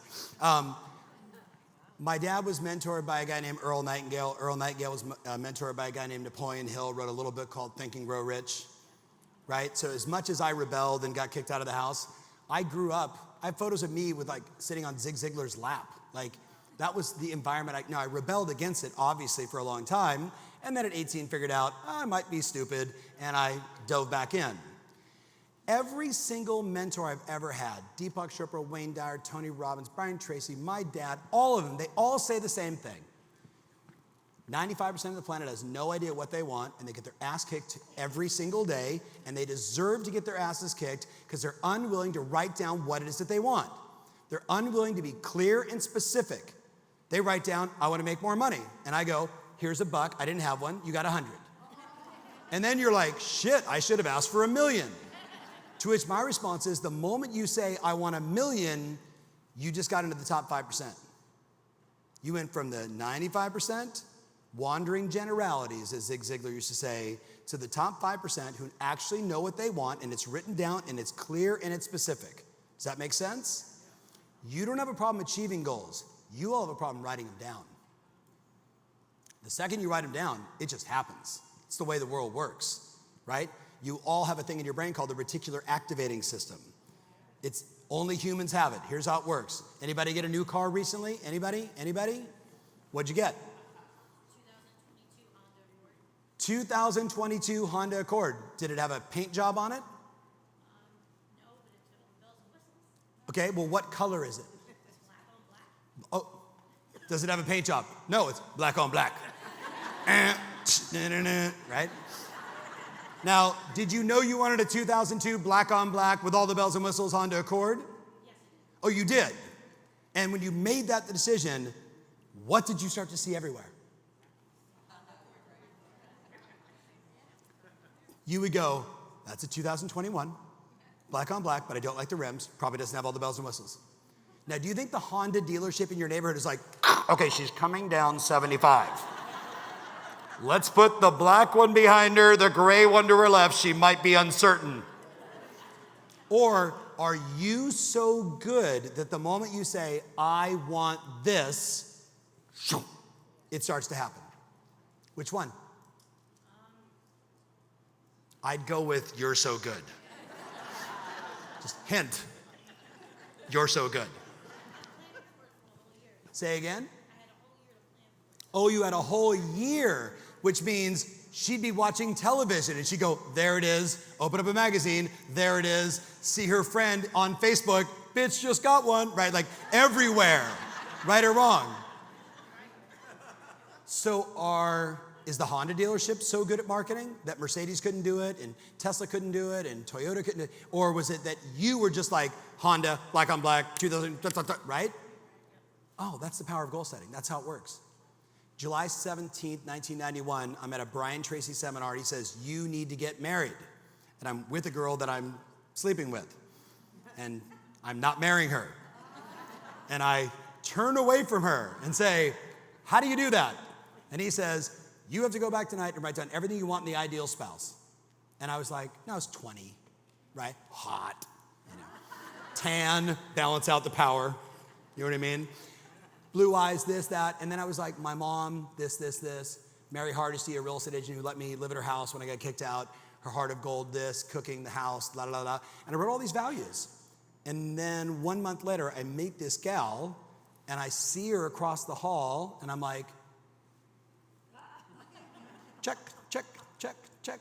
all the physical attributes. Then hi, I'm Tom, nice to meet you. Tell me your name. How do we start talking? And I was like, you start building rapport and asking questions. You can't go into interrogation. Where were you on the night of the 14th? How many kids do you want to have? But you start asking questions. You want to go downstairs, get a drink? Yeah, okay, let's keep asking questions. I get like 6 deep, and I'm like, I'm going to marry this woman. Like, this is awesome, right? Then, of course, she thought I was a freak, because don't ever do this. Don't go, let me show you my list.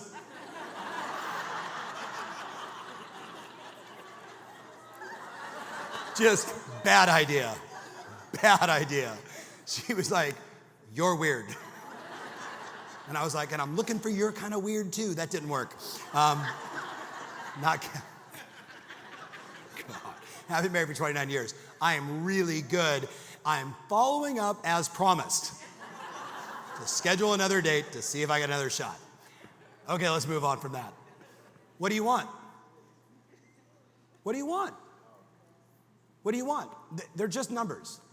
Do you want to do $500,000 in commission? Do you want to sell 500 homes a year? What do you want? I want to hear you. What do you want? Okay, so the back wants 30 million. The rest of you, can I have a $100 bill? Okay, you ready? I'll give you some examples. We're the #1 team in our market, state, country. I'm the most reviewed agent in town. I help 25 or 250 families buy and sell real estate. How about I listed and sold X number of homes in 2023?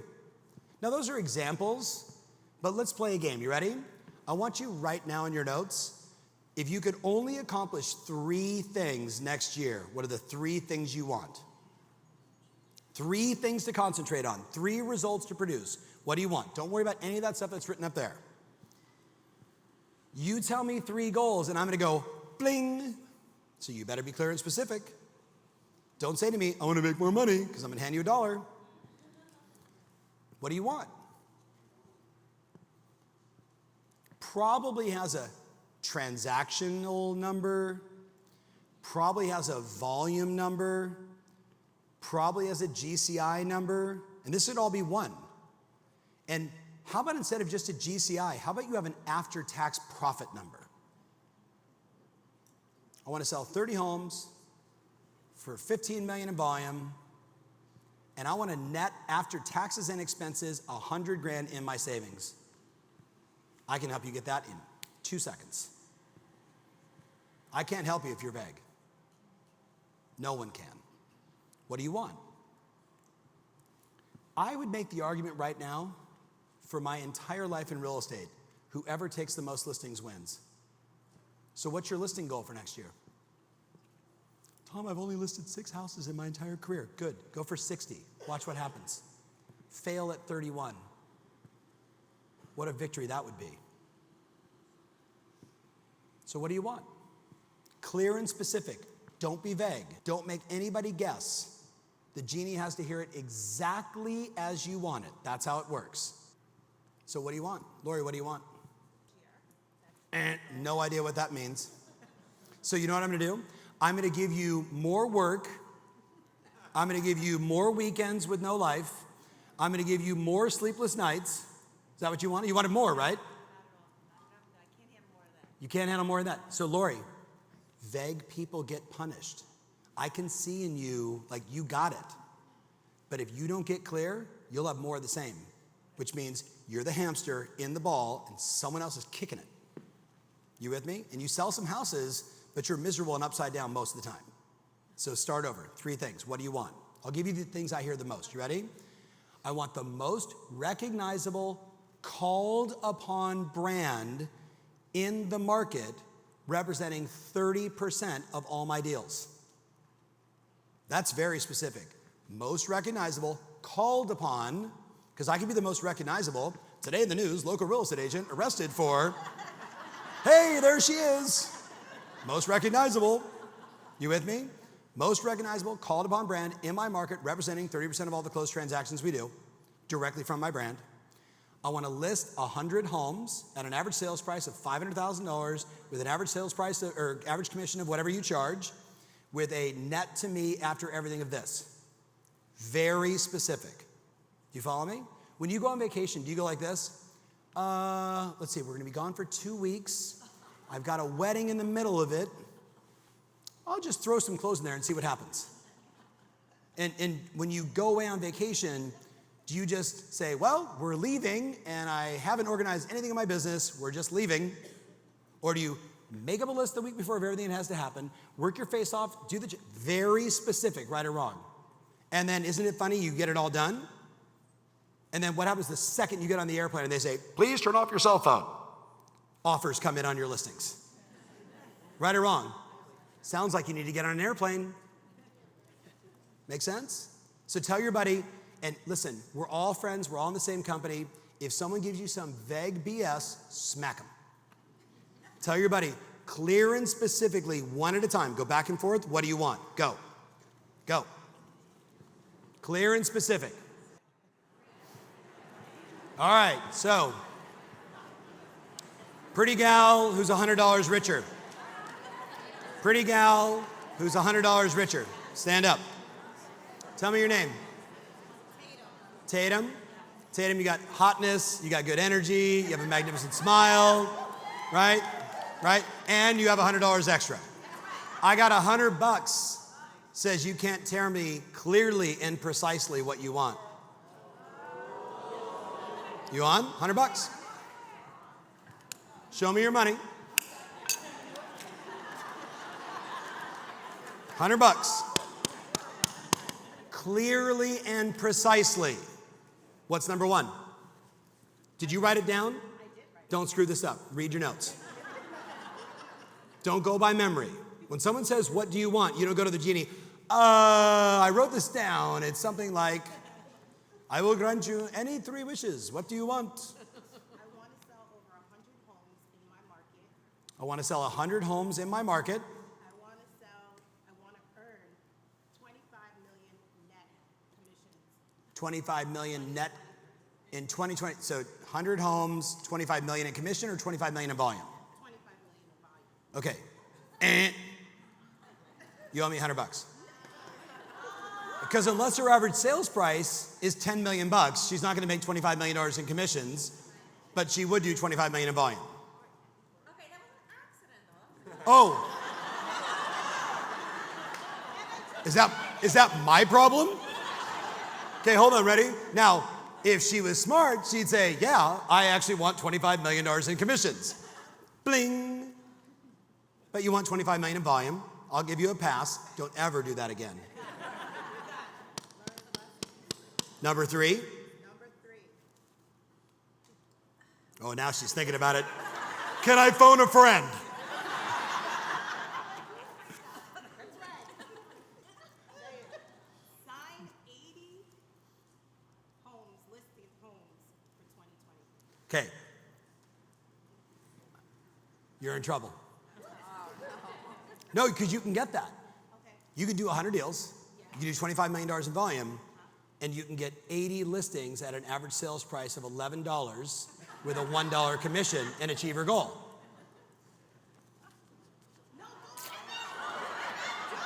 Well, you didn't lose it entirely, but I don't think it works if it's torn entirely. If I rip the whole thing off, you can tape that shit. Do over? Get clear on what you want. Get 80 listed homes in the price point of an average of $750K in my market. At 0 commission? No. Fling. At 6%. 80 listings, 0 commission. Ta-da! Do over. Get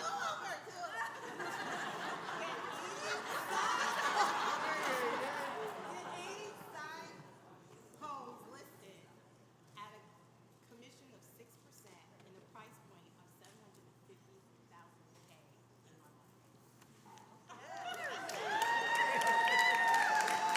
I'm gonna tape it. You better tape it. Your buddies are like, she's buying lunch today. Now, did anybody get the exercise? Tell me exactly what you want and I'll deliver it. I didn't write down, meet some hot girl who'd be fun to hang out with. I was like, athletic, comes from a family that had been through hardship, that stuck it out and worked it out. My dad would get a flat tire and get a new wife. I wanted to marry someone that had dealt with relationship hardship. Does that make sense? That's the level of detail I had. I had so much detail that I thought I'm never going to find this person, which is a bad affirmation. Then I was like, this person's out there. I just got to kiss a lot of frogs, qualify a lot of girls, and eventually I'll find one. And 1 month later, I met her because I knew exactly what I wanted. Honda Accord, black on black, tricked out, blah, blah, blah, 2022. Does that make sense? How many of you guys are with me on this? Okay, I wish I could bet you all $100 because you'd all have to pay me $100 because none of you were as clear and precise as Tatum was. And that's why you won't win at the level that you want. Isn't this a motivational speech? Because, see, Tatum, the next move is, what do you do with this? You go to your house, and on your bathroom mirror, you write down, I, Tatum, closed 100 transactions at an average sales price of $700,000 for $25 million in blah, blah, blah, sales volume. I earn this much in commissions, and I have 80 listings sold at $700,000, the 6% flat commission, whatever, blah, blah, blah, blah, blah. All very clear and specific. Then if you really want to take it to the next level, you know what you do? You do the same shit I do.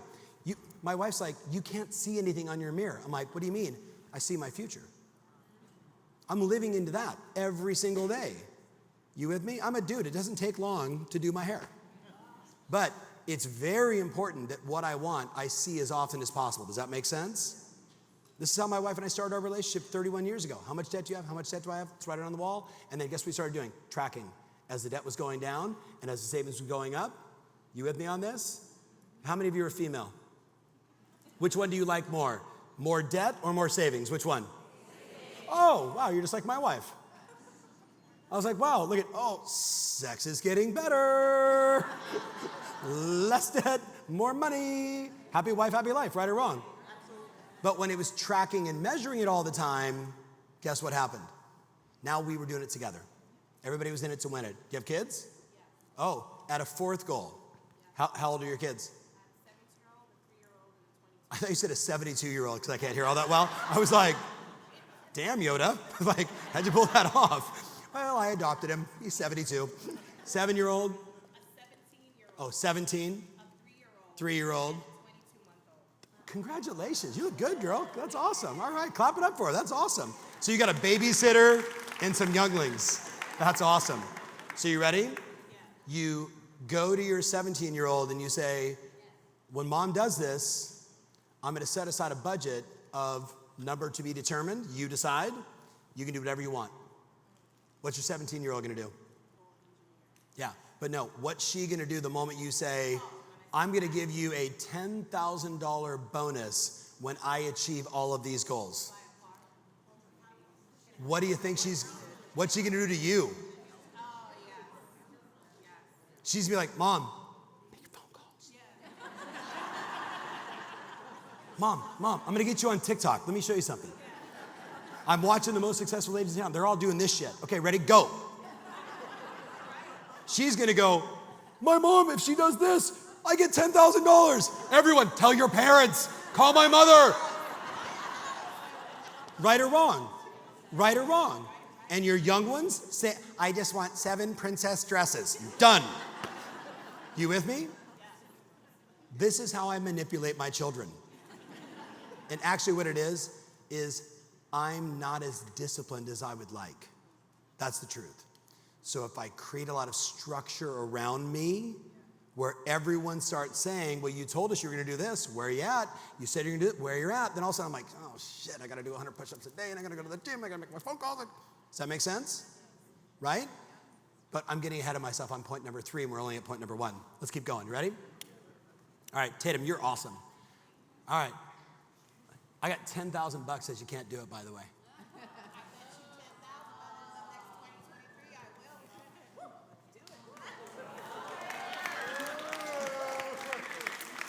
Ooh, that's a good handshake. All right, by the way, I'm good with pesos, yen, cash. I prefer loonies and toonies from Canada. That's how I want my 10 grand, okay? I'll let you out right now for 9. You sure? 10? I'm yet to lose one of these bets. There's no way I would admit it with you. You'd have kicked my ass. Lori, yeah. She's like, yeah, I would have definitely kicked your ass. You could be the first to lose. Don't nod your head yes. Look at me like, screw you. Okay, all right, okay. She's over there like, I'm gonna kick your ass. By the way, what do you think, guys? Think she'll do it? Yes. I think she'll buy a house to close 100 and list her own to get to 80. Right or wrong? You guys will start sending her referrals just to see me go, here's the check, right? But you're getting ahead, ready? So remember I said a listing sold to dominate the listing business, most called upon, right? Those are good goals. Personal professional development for my team, right? JD as an example, right? Let's keep going, clickety click. Number 2, you gotta know why. 1 is you gotta know what you want. 2 is you gotta know why. Now, why trumps everything, and I'm gonna move beyond that and just show you this. What we just did with Tatum is we created a future that's more compelling than the work required. That's what we just did. She's gonna write the goals up on her wall. She's gonna get her family involved. Yesterday I told Max, that group in where we were, Hoboken, about my client, Christina Martinez, who stood in front of her church, 5,000 people in the congregation, and said, my coach told me that I should put my booty on the line in front of 5,000 people. Pastor, he says, Christina, what's up? I'm buying the lot next to the church and I'm going to build a YMCA and I'm donating it to the church. What do you think 5,000 people in that auditorium, that church did? Oh, yay, Christina. Except for 83 agents that were like, never going to this church again. She got every referral from everybody in the church, and that was not the intention. The intention wasn't to get more referrals. She was bored. She was the #1 agent on the planet for Century 21, and she was bored out of her mind, and she needed a challenge. She knew she would do more for others than she would for herself. So we did something for her church, which for her was meaningful. Does that make sense, everybody? And the gal we saw yesterday, who's trying to take care of the riverfront of Hoboken, right? She was like, yeah, okay, I'm gonna donate $10,000 and I'm gonna tell everybody I'm gonna do it. And the moment she puts her ass on the line, her motivation goes high. Right or wrong, guys? Right or wrong, guys? Right or wrong? And some of you are like, I don't like putting my ass on the line because then everybody expects me to do it and then I actually have to do the work. Right. That's the idea. Number 2, acknowledge your past. Hey, it is what it is. Acknowledge your present, but then decide how you want the future to be. Right? That's the key. I mean, guys, I shouldn't be here. I was kicked out of 4 high schools. I graduated with a GED. I didn't go to college. And then I look at the businesses that I've created and the people I've been able to help. Past does not equal the future. The only thing that matters is what I do today and where I'm going. Does that make sense? Yes or yes, guys? Most of the people in my family, -1, have been married and divorced, married and divorced, married, divorced, married, divorced. Now, I've been married 3 times, but to the same person and never been divorced. Because I'm choosing a different path, choosing a different future. Does that make sense? I appreciate the clap, but don't miss the point. I'm deciding how it's going to be. I married a crazy Italian. You with me? Like, hi, honey, how are you? Ah! Right? Like, I'm chill, and she is fiery. But my mentor once said to me, if you guys were both the same, one of you isn't necessary. So I was like, I'll take the fire. I eat crushed red pepper now. Some of you know what I'm talking about. So for sure, like on like oatmeal. I married an Italian. But here's the big one. Tatum, if you visualize the end result over and over again, it becomes so. So if Tatum took 2 seconds every day and just saw Tom Ferry handing her a check with a visual of 100 closed transactions on her board that is going to be up in her office that says 100 in a count down to 1, and a listing board that says 80 down to 1, and you have that visual in your head and me handing you the check over and over and over and over and over and over and over, guess what happens? It becomes your reality. Does that make sense? But that's biblical, and it's only been around for, I don't know, a millennial. You with me? You gonna do it? No, you're not. No, you're not. I don't believe you. Okay, you should write a letter like this to yourself. Hey, it's 20 years from now, and this is what my life looks like. It's 20 years from now, and forget the date. It's just, go out to 42. So what if I told you in 2015, I wrote a letter to my wife and children about where our life was going to be in 20 years? And my wife, who is, ready? I'm a goal setter. My wife's not a goal setter. I say, honey, what do you want? And she only tells me what she doesn't want. Do you guys know someone like that? And then I just reverse it into what she wants. I don't make her wrong. I just go, what do you want? Well, I don't want to have debt. So you'd like to be debt-free. Okay, got it. Okay, let me write that goal down. I work with it. You with me on this? It's all good. We're opposite. But I wrote this letter, and then I read it to her, and she sobbed because the first 3 paragraphs were, Kath and I now married 47 years, more in love today than we've ever been, right? She is my, just a love letter to my wife about our relationship. 3 paragraphs deep of the 20-year vision for our life. Then it was Michael and Stephen become men of tremendous character, blah, blah, blah, blah, everything about my boys. They have their own businesses, their own things, and we do stuff together, right? That we're always together. And Michael has 2 kids, and Stephen has 2 kids. When I got to that, my wife was like, grandkids, ma! Italian, spinning pizzas, right? Just out of her mind. How many of you are with me on this? Then it was how we live and where we live. And I wrote down, we have a place in Jackson Hole, which is a place that I love a lot. So guess what we did last summer? We bought a lot on the exact same street that is in the letter. My wife said, that's like so far out. And then we're there and she's like, this is the lot from the letter. I go, well, I don't know, it wasn't the exact lot, it wasn't for sale, but we knew we wanted a lot on this street facing the Tetons. That was 2015. My 20-year letter, 7 years in. Know what you want. Know why you want it. Tom, do you like traveling, going on the road? No, not exactly. But doing what I do and building the business that I built and helping all my clients helps me get what I want for my family. Make your phone calls. Got it? I don't like making my phone calls. Oh, you don't like taking care of your family? Go tell them that. I'm dead serious. I tell my boys, I'm going to work my face off so we can be in a better position. And they go, get after it, Dad. You know my boys, right? They're like, keep up the good work, Pops. We're going hanging out with Dan O'Neill. Wow! All right, let's keep jamming. You ready? So, very quickly, beyond that, let's convert it to a simple plan. You guys ready? That's number 3. Convert it to a simple plan. Number 3. So you have to ask yourself, what are the activities required? So I'm going to give you a bunch of stuff. So you guys ready to go? Which one are you? Which one are you?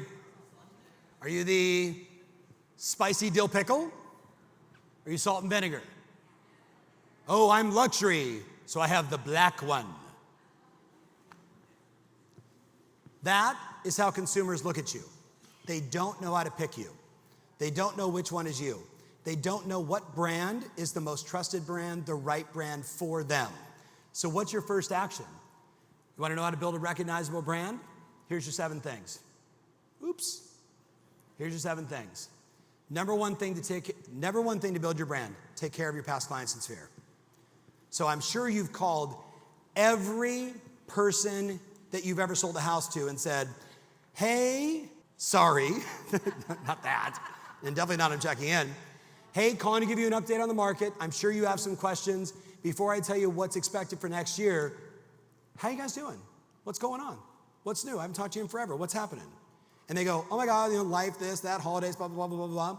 How's the market? Like, what's going on? That's exactly what I'm calling.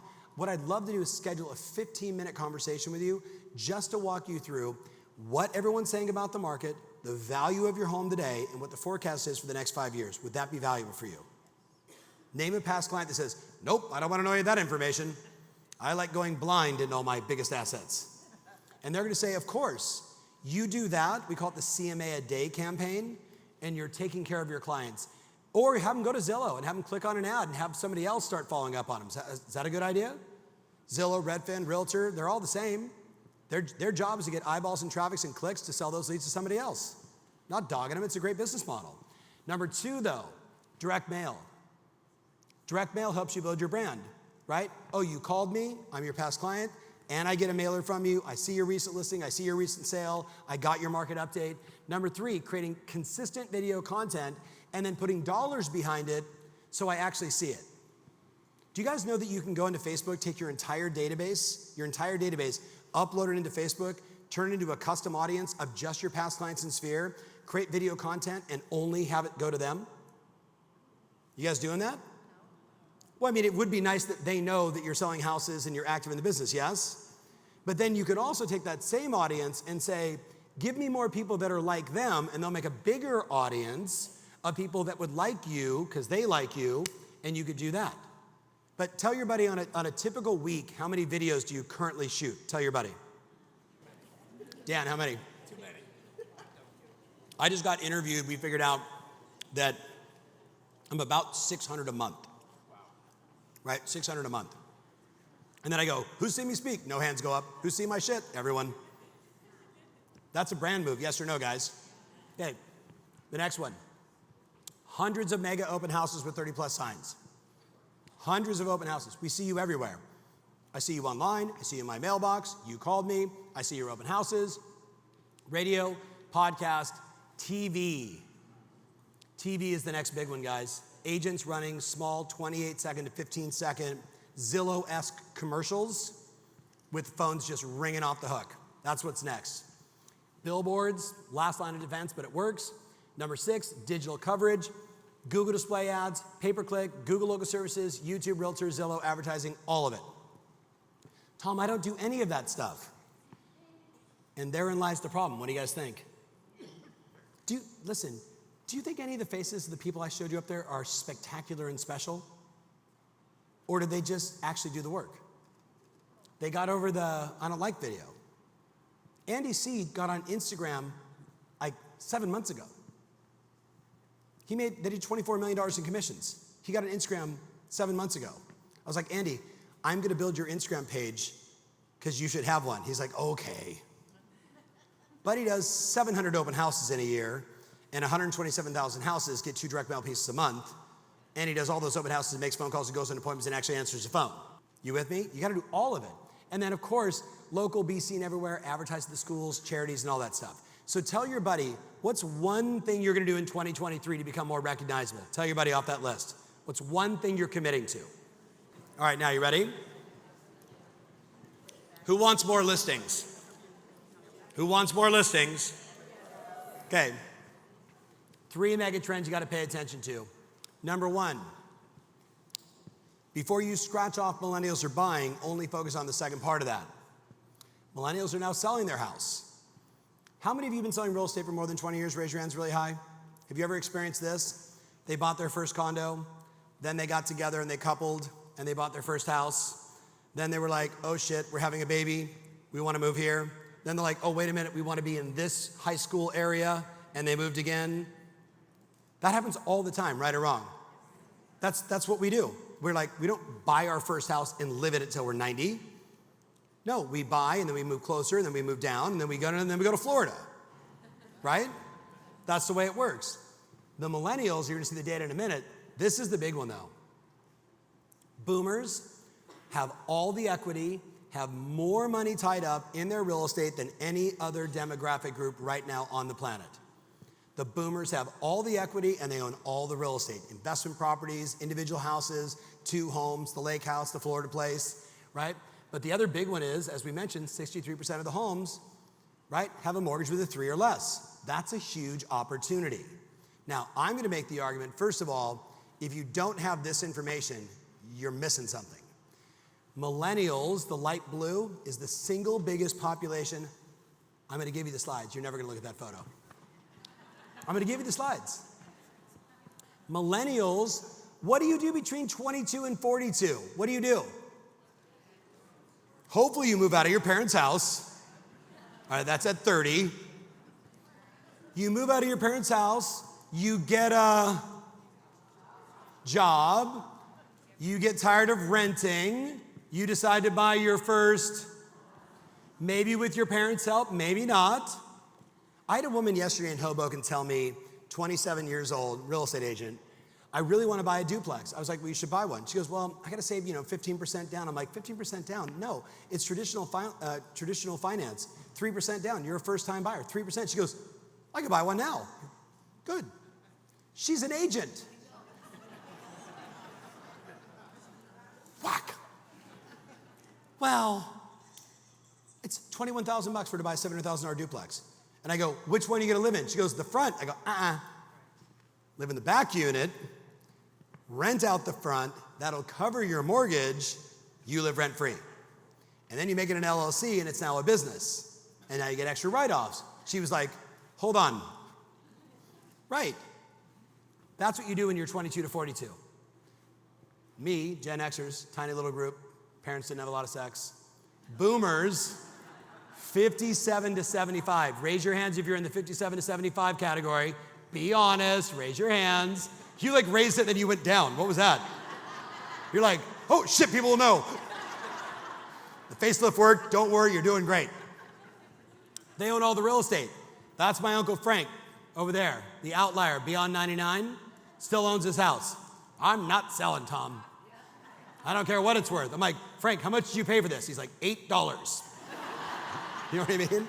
Like Andover, Boston area, right? You got to pay attention to this, but here's why. You ready? Last time I checked, whether we sell 4 million houses or 10 million houses or 6 million units, there will always be diapers, death, diamonds, divorce, and diplomas. Always and forever, right or wrong, guys? Now, I don't mean like go on Facebook and start stalking your friends who change their relationship profile to complicated. But that is 3 deals.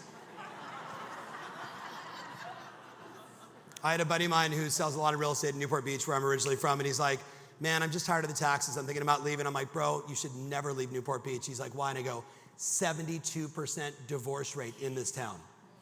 That's the statistical data. 72%. My buddy's like, I'm getting married. I'm like, bro, lease. Lease option. And if it ain't working at 9 years, end it. End it. He's like, okay. Think about it though. Will anybody have a kid next year? What do you guys think?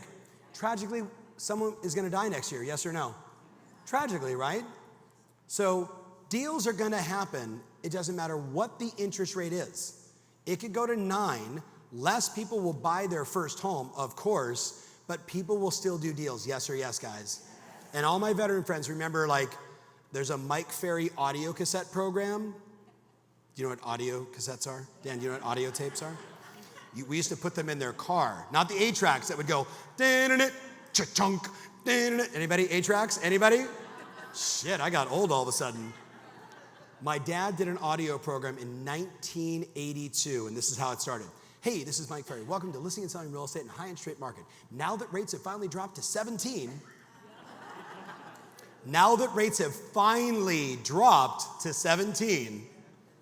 remember wraparound loans? I mean, I'm dating myself. All that shit happens, yes or no? Yes. Are you in a good position, yes or no? But not if you don't make your brand bigger.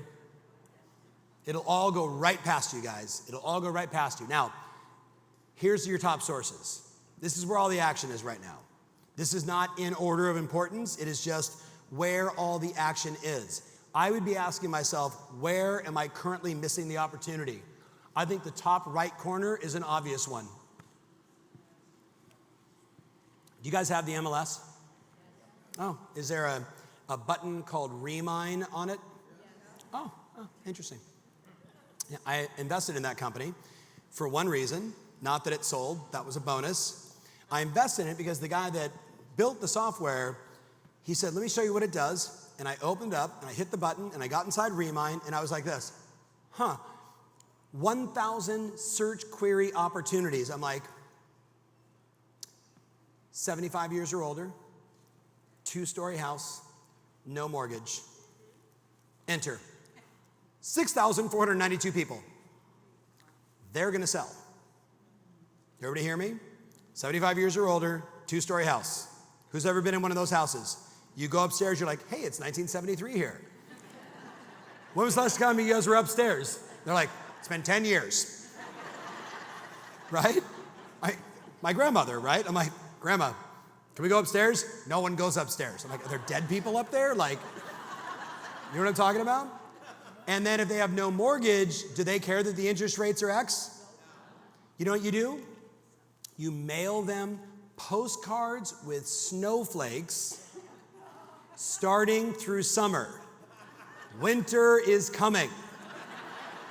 Starting in winter, you send them postcards with QR codes of older people's feet in the sand with water.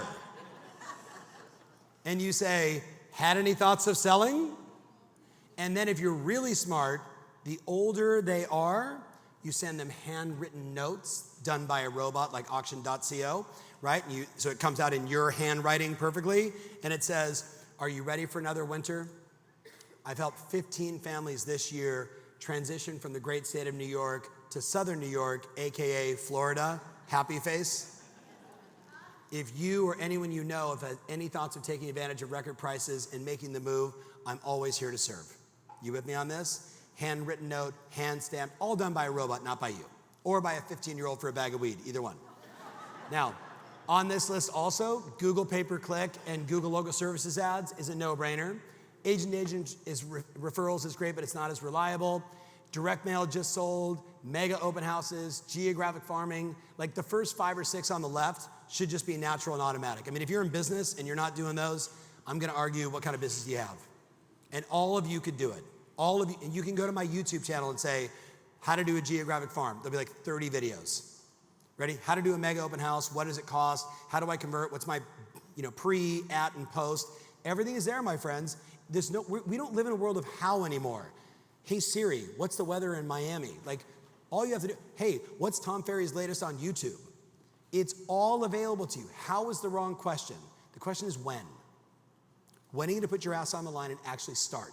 So let's keep jamming. You ready? Yep, you know that. You know that.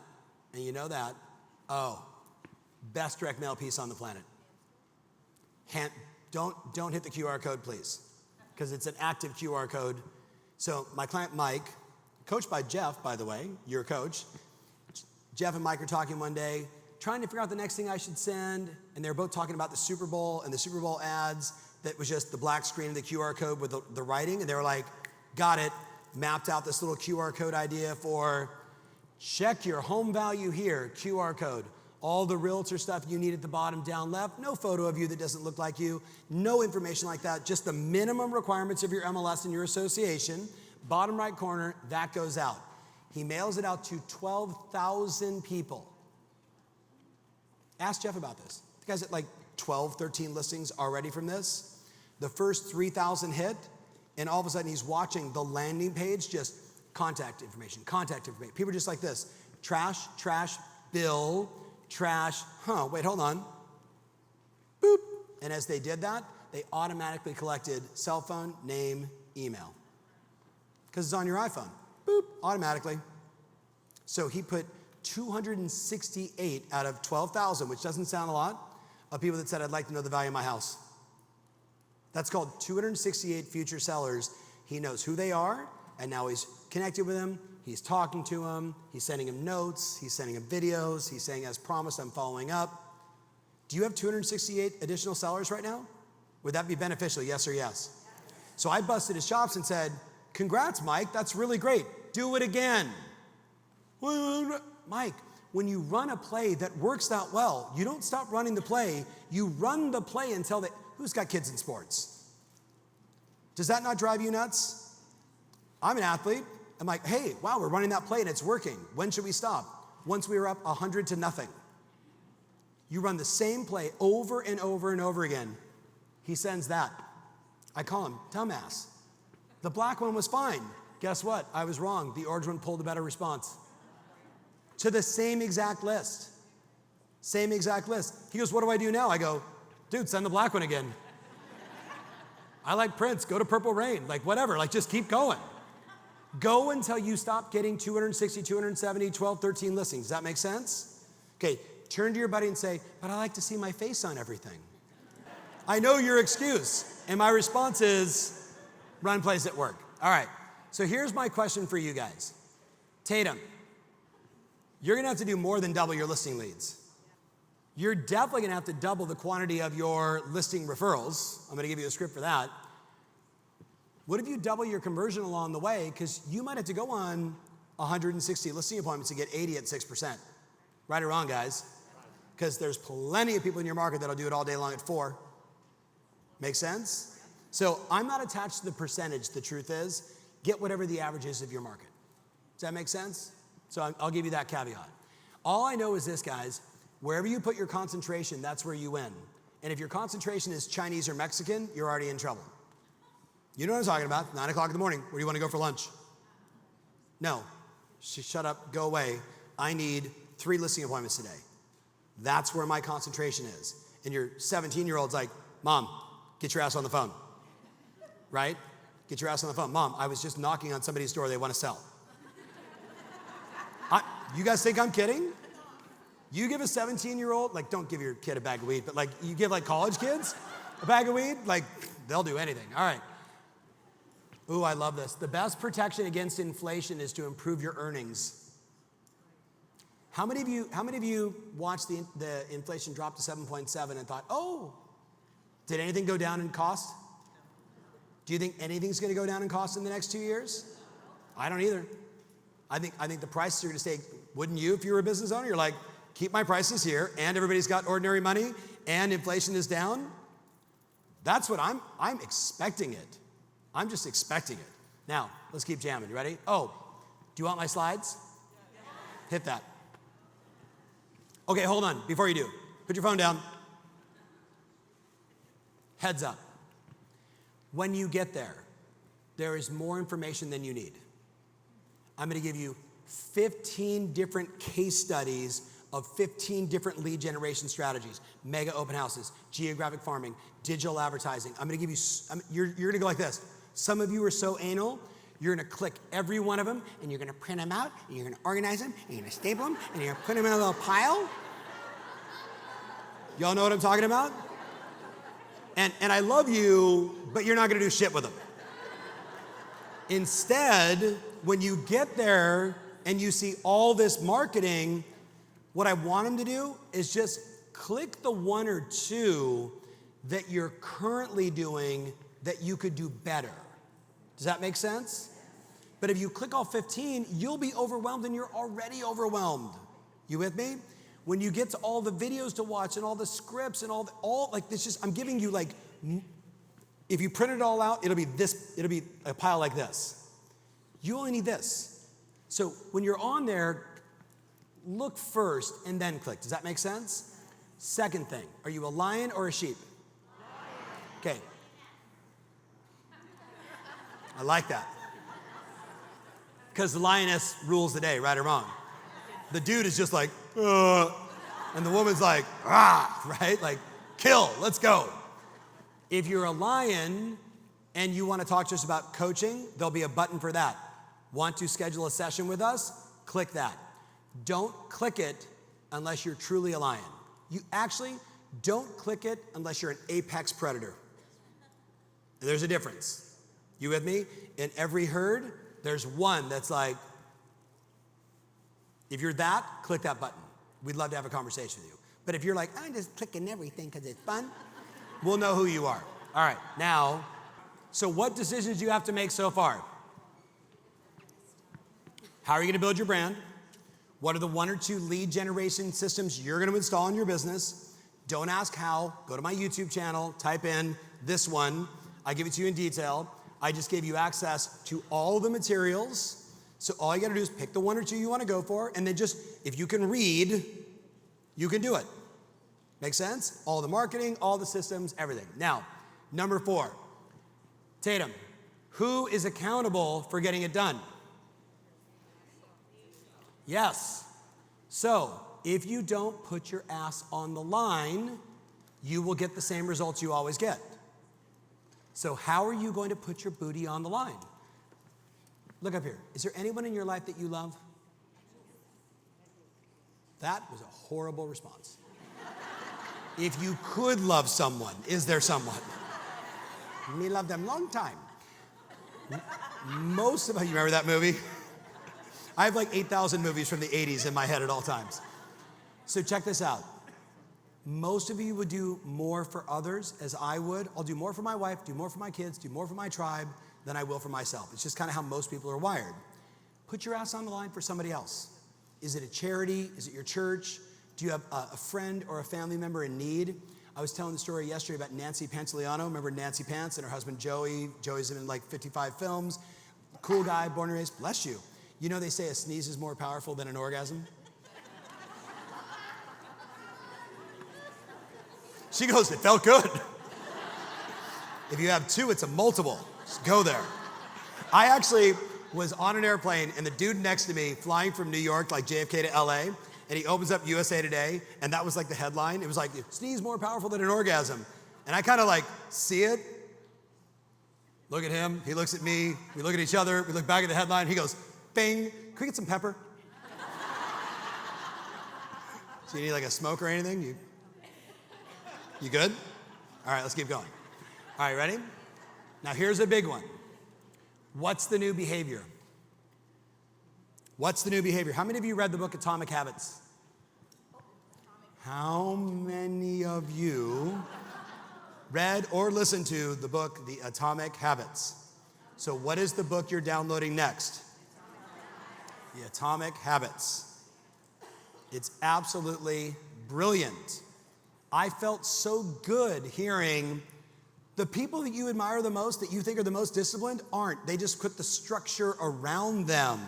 And I was like, oh, I can do that. I can tell my kids what I'm committed to. I can tell my community what I'm committed to. Then I have to go do it, right? That's like one hack out of a brilliant, incredible book. But there's a lot of science now on habit forming. So here's the real deal. You ready? I could follow you around. You could show me your schedule, and I could predict your level of success at this point in my life. I open up your calendar, and I'm like, yeah, you don't sell any houses. I open up your calendar, it's like appointment, schedule this, calls, work on my marketing, it's all on your calendar. I'm like, that's a badass. She is a lion. That's it. Make sense? But the question always is, how many of you know at least one person that around New Year's goes, this is the year, I'm gonna stop drinking, I'm gonna work out, I'm gonna make my phone calls, and they have this like laundry list of stuff. And do you know that? It's like the study says like 99.7% of those people within 30 days have already stopped everything. Like that's the truth. You guys wanna know why? So here's the science. Regarding developing habits, if you pick just one and you do it until you got it, it's an 85% success rate of installing the habit. 85%. So if you pick two, success rate of doing two, it drops to 40%, which immediately says to me that I shouldn't do two. But most people try and do three, and you see what the documented number is. It's basically, what is the one habit you want to install between now and the time you get it? And 21 days is a lie. And dependent upon, is it a remedial habit, like brush your teeth? You know what I'm doing right now, just for fun? I'm making my bed every day. Which is weird when you're in a hotel.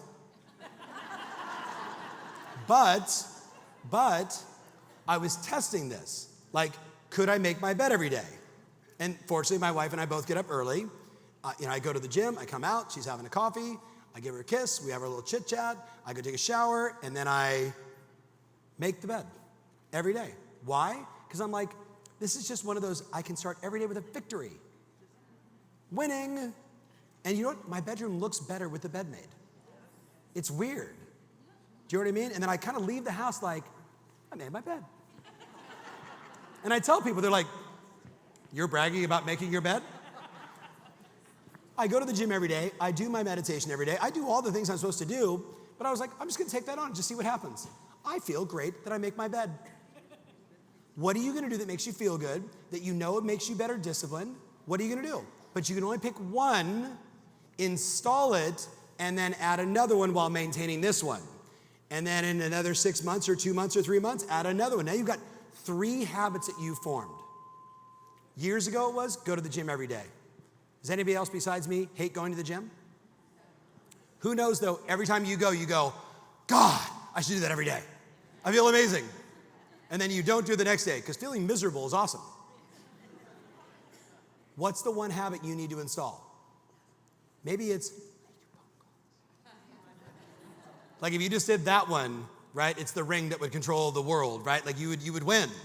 I don't know, but you got to decide. What's the skill required? Okay, do you guys know who that is? What? That's the single greatest sales trainer on the planet, sitting next to the best coach in all of real estate. So we partnered. His name is Phil Jones. He's written a lot of books. The one that's probably most significant is called Exactly What to Say, the 27 magic phrases that all influential people know. And the book is this thick, and the audiobook, which is what you should download, is the most reoccurring listened to audiobook ever. Meaning you buy it and the average person listens to it 7 times. That's a good audiobook, yes or no? And it's only like an hour and 30 minutes. And all it is, so you meet somebody, say this. When you're following up with somebody, say that. And you're like, oh, I can just add all these little nuggets, right? So Phil and I partner, we're doing a ton of work together, a lot with our teams and all of our coaching clients. Super proud about that. Who struggles asking for referrals? Raise your hands. Who struggles asking for referrals? Raise your hands. Every one of you should be having like this right now. The reason why most people struggle is you don't know what time to ask. When should you ask for a referral? When? Tell me. All the time? You're annoying. When should you ask? You know what I mean? No, if you ask for referrals all the time, you show up to a cocktail party and you go, oh shit, here she comes. Oh, by the way, it's on my card. If that's on your card, burn all of your cards. Be a professional. Oh, by the way, the greatest compliment you've been is your referral. How many people call you and go, I'm reading your card right now? No, you know what I do with your card? You're like, here's my card. I'm like, thanks. I got a little blueberry stuck in my teeth. No, not being rude. This is my card. Right or wrong, guys? I mean, you know you should put on your card? This should be your card. It should just be a white card that says Google, and then the Google bar and your name. You just go here. And they go, oh, that's clever. And then what do? Make sense? That actually creates conversation and right versus like, okay, so timing, I'm gonna tell you that.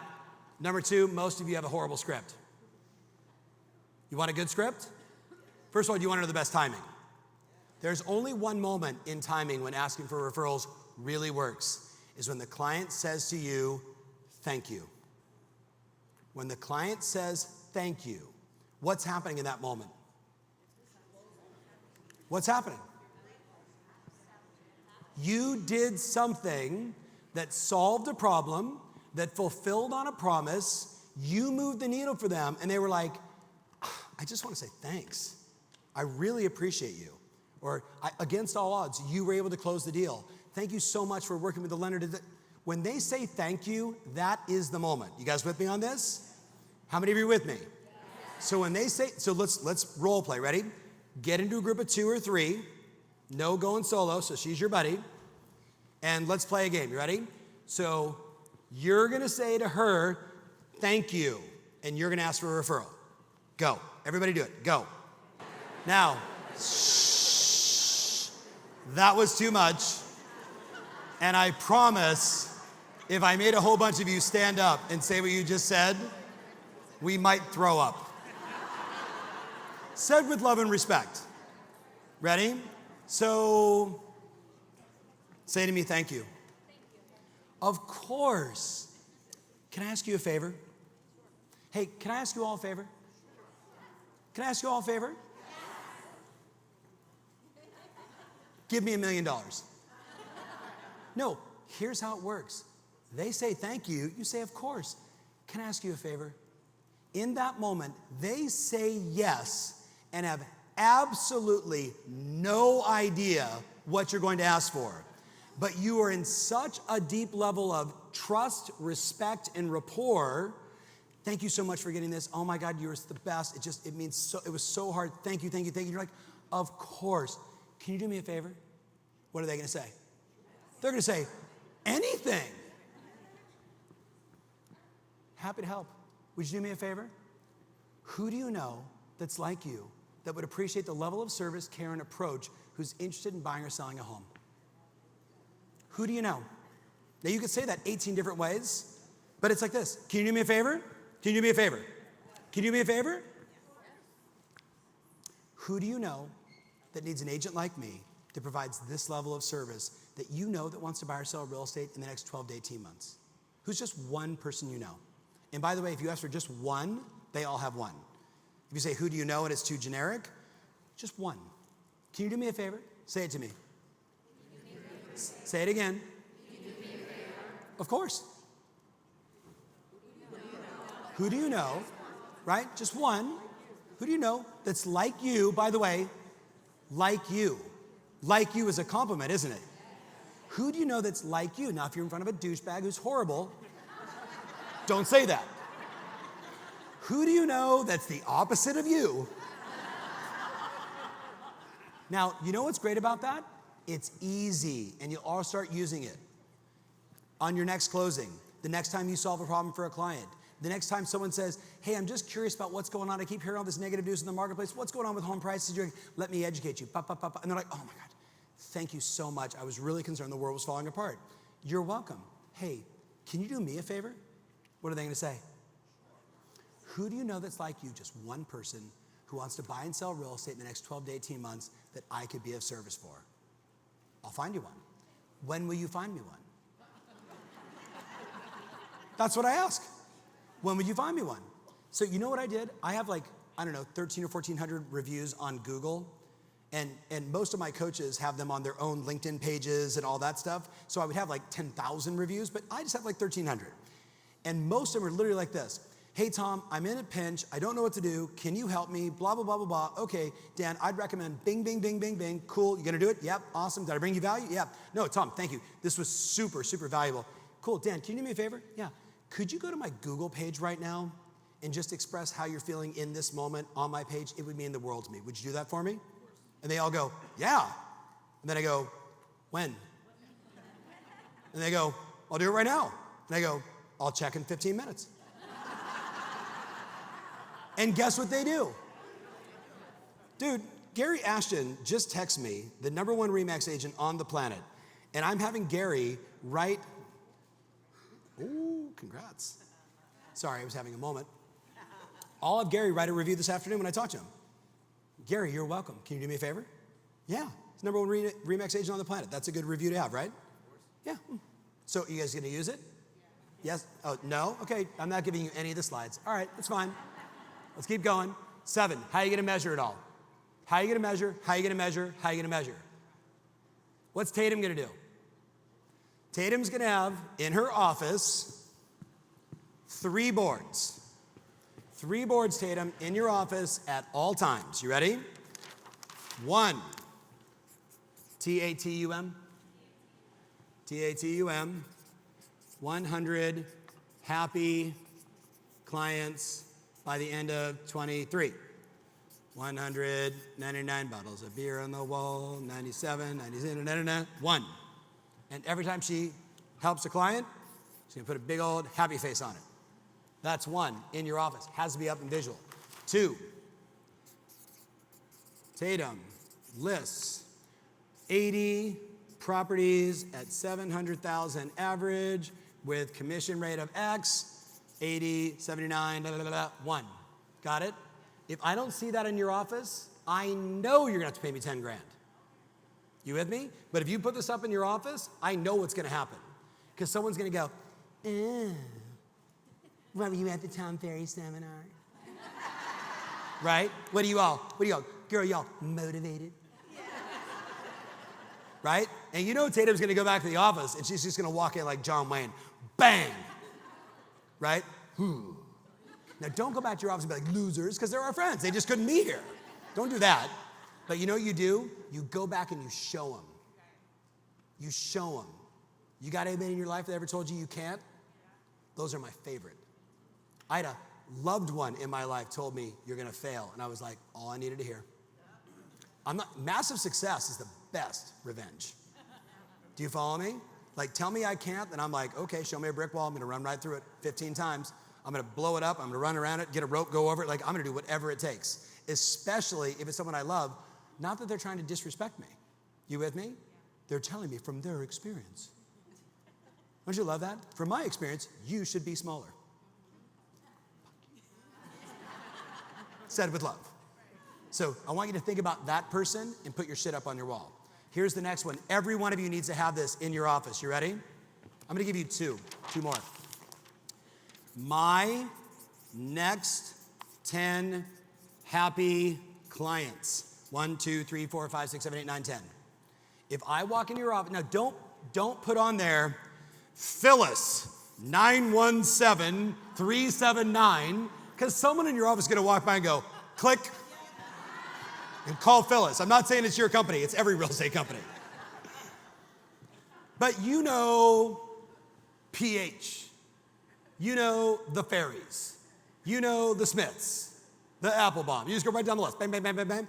If this isn't in front of you at all times, then when you're making your conversation calls, after you review the data of the market and you're educating people, you're adding, and then, got them under contract, cool, get a new one on there. So this is like a dry erase board, ideally.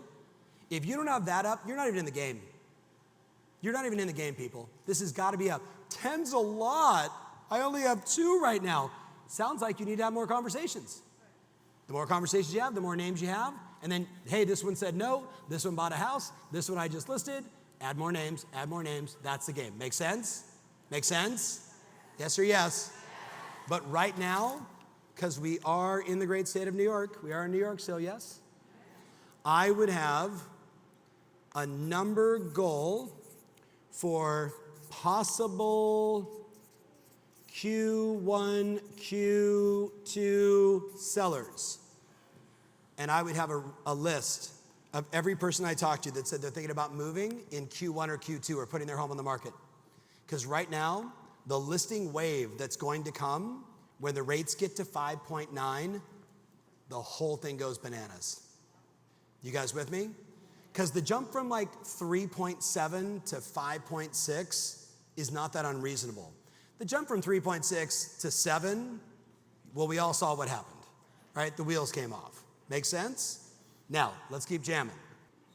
Tatum's just got to get these 4 things going first, then you'll get to what we refer to as the flywheel, which is how much traffic am I getting, how many leads are coming in, how many appointments are we booking, and all of a sudden the machine gets bigger and better than you, and you're like, I can go away, and the machine keeps working. That's the flywheel, but that's advanced. You should be tracking all of that, yes or no, guys? Yes or no, guys? You should know all of this. I'm gonna give you the slides, ladies. I mean, you can have that photo, have it like this, like, and then please post it and tag me. All right, let's keep jamming. That's a little too advanced, but you wanna know? How big's your CAC? No, your cost to acquire a client, you dirty minds. But it was super funny the first time I heard that, because there's a guy from New York who was like, you know, my CAC's too big, and I was like, I don't even know where to go with that. Ferry, my CAC. My cost to acquire a client. I was like, got it. Very strange acronym. Do you know what it costs you to acquire a client? Your cost to acquire, do you know? Should you know? Would you like more clients? What if I told you I'm working with a group of like 17 people right now that all want to list 1,200 homes a year? Is that a big number? One of them, the guy that just texted me, I don't know, he did like 2,800 last year. 2,800 listings, that's not bad, right? Well, did they all sell? Shut up. Last year, what do you think? What was your marketing plan? Enter, gone. Every one of them, here's what I'm asking him. What's your acquisition cost for a seller? So the 17, JD, that I'm in with this little private mastermind, here's what we've determined so far. Your past clients and centers of influence is the lowest cost to acquire a seller, because you can do it via email, text, handwritten notes, parties, celebrations, fun, being likable, right? But there is a cost associated to all that, yes or no, guys? You know, weekly emails has a cost, has a time cost, has maybe the expense of your email service provider. Sending videos has a cost, you in front of a camera, maybe an editor. But the acquisition cost is so low, right, that it's ridiculous. So we should do it at scale. Here's the number you should all have. You ready? You should have a minimum of 10% of your past clients in Sphere refer you a piece of business every year. Not your whole database, your past clients in Sphere. I have clients with 247,000 leads in their database over time from Zillow and Opendoor and every other, lead portal, but they have like 18,000 past clients. Those people, 10% conversion. You guys with me? Well, for DJ, there's your first 1,800 transactions for you and your team. He's like, oh, yeah, we should call those people. Yeah, good idea. We should email, call, send notes, put them on our mailing list, all that stuff. But the game I'm playing right now, JD, is if you can't convert 1% of your entire database annually, you're not doing it right. So think about that for George Lawton, who I just talked to, who's got like 274,000 people in his database. Well, there's your first 2,740 transactions. But he's got a big company, right? Big company, lots of agents, 1% conversion. So we talk about what's the CAC, what's the total cost to get that client. What if I told you right now I have clients that are doing Google seller ads? You guys hear me on this? They're running ads on Google that said, are you curious about the value of your home? Are home prices arrow up or going arrow down? And they click and they fill out a form to find out the value of their house. And the leads are costing anywhere between $12 to $13. And guess what? On 100 leads, they're getting 1.25 listings. On 100 of those leads at $12 to $13 each, so what's their CAC? $1,300 to get a listing in this market. Would you spend $1,300 to get a listing? Spend $1, I hand you $5. Spend $1, I hand you $5. Spend $1, I hand you $5. You need to know what it costs you to acquire a client. It'll make you an infinitely better business person, and you'll begin to predict what's going to happen versus every day waking up like, please Jesus, or come on 7. Does that make sense? Now, what's your sugar cookie? Do you know? Okay, ladies, have you heard of a company called St. John Knits? Anybody? So my buddy Mike, his parents created that company. Okay, so the Gray family, you know what I'm talking about. Superhuman. So I'm sitting with Mike, and we're in Corona Del Mar, and he says to me, Tom, I'm thinking about buying a real estate company. And I was like, bro, okay, you want to know why they call them broker? And he was like, really? And I'm like, unless you have a mortgage company, an escrow company, a title company in Southern California, because commissions are just bananas. I'm like, it's the only way. And he's like, well, I don't know if that sounds too complicated. And then I said, Mike, where did you make all your money? And he goes, sugar cookies. And I go, explain. You know the story I'm referring to, right? And he literally says, look, I bought back the family business, built it back up again, sold it. Do you know he actually bought David August, who makes all my clothes? He bought a percentage of his business too. Do you know who David August is? You know who Conor McGregor is? Yes. What? Anybody? So do you see the suit that I'm wearing? But his said, F-U, F-U, F-U, F-U, F-U. And my buddy's like, you want me to make one of those? I'm like, yeah, but I don't know if I want that on my clothes. And so mine says level 10, level 10, level 10. It's more of a Tom Ferry thing. So he says to me, Tom, I created a company with one intent. I'm going to get an account to sell all the cookies to McDonald's globally. Now, was that a clear and specific goal? Tatum, was that a clear and specific goal? He wrote down, I'm going to build a cookie company, and McDonald's is my #1 account, global distribution, and I'm the only cookie company. All right, let's go make that happen. I'm like, Mike, did you know how to make cookies? He's like, nope. He's like, but I know how to talk to people and have conversations, and I can write a business plan. And what did he do? Creates this company, Sweet Life, I think was the name, and he has 3 cookies. He's like, you gotta have macadamia nuts. They're really expensive. You don't make a lot of money on them, but you gotta have them. They're in the game. You gotta have chocolate chips. Really competitive, that space, chocolate chips, man. Everybody makes chocolate chips. But if you're gonna have a cookie business, you gotta have chocolate chips, but you don't make a lot of money on it. He goes, Tom, all the money is in the sugar cookies. I go, explain. He goes, super low cost. Not even sure what's in them, including sugar. Not sure. But huge margin, and you could sell millions and millions and millions of them every single day. And I was like, literally when he said it, I was like, in my own business, what's my macadamia nut? What's my chocolate chip? What's my sugar cookie? And it transformed the way I thought about business, right? It transformed, like, I could actually spend more money on an acquisition of a client, but in some cases I need to spend very little, right? So my question for you is, what is the most profitable transaction you can do? That's your sugar cookie. What's the most profitable transaction you can do? Do we need to go back to how to do a transaction? Okay, let me give you a hint. It's probably a referral. It could be someone that was referred to you, where there was no referral fee associated to it. It absolutely could be somebody that walked into your open house and said, hi, you seem nice. You have a Vizsla dog? I have a Vizsla dog. Let me buy $1 million house from you. Because that shit happens, right or wrong, guys? All of you need a dog. I don't like dogs. Shut up, get a dog. It's really good for business. Right or wrong? Okay. Now, this might be an advanced conversation, knowing what your acquisition cost is and what your sugar cookie is. But as you go into next year, here's what I'm really saying to you. Do less, do it with greater quality, and turn it into a system. You guys with me? Stop trying to do 83 things. Do the stuff that really works. Do it with greater quality for the client and for you, greater experience, and then turn it into a system and do it over and over and over and over and over and over and over. Does that make sense? Yes. All right, that felt a little too advanced. Let's go to number 8. How often are you going to meet to discuss all this stuff? Tatum, how often are you going to meet with somebody to say, okay, I only have 3 listing appointments set up for January. I need to list 80. I have to get 160, assuming, and we're making up that number. I don't know what your conversion percentage is, but I think 50-50 is fair. If there's discounters in your market, you know, people that will like list it really high and do it for no money, right? Competition, that kind of way. I probably got to go on more. So how many 16 appointments do I need for 10 straight months? 16 a month. Is that more than what you're currently going on? So that sounds like a daily accountability. What do you guys think?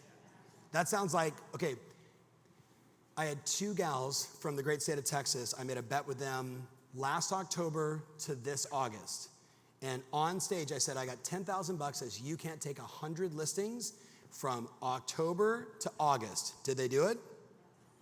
Both of them.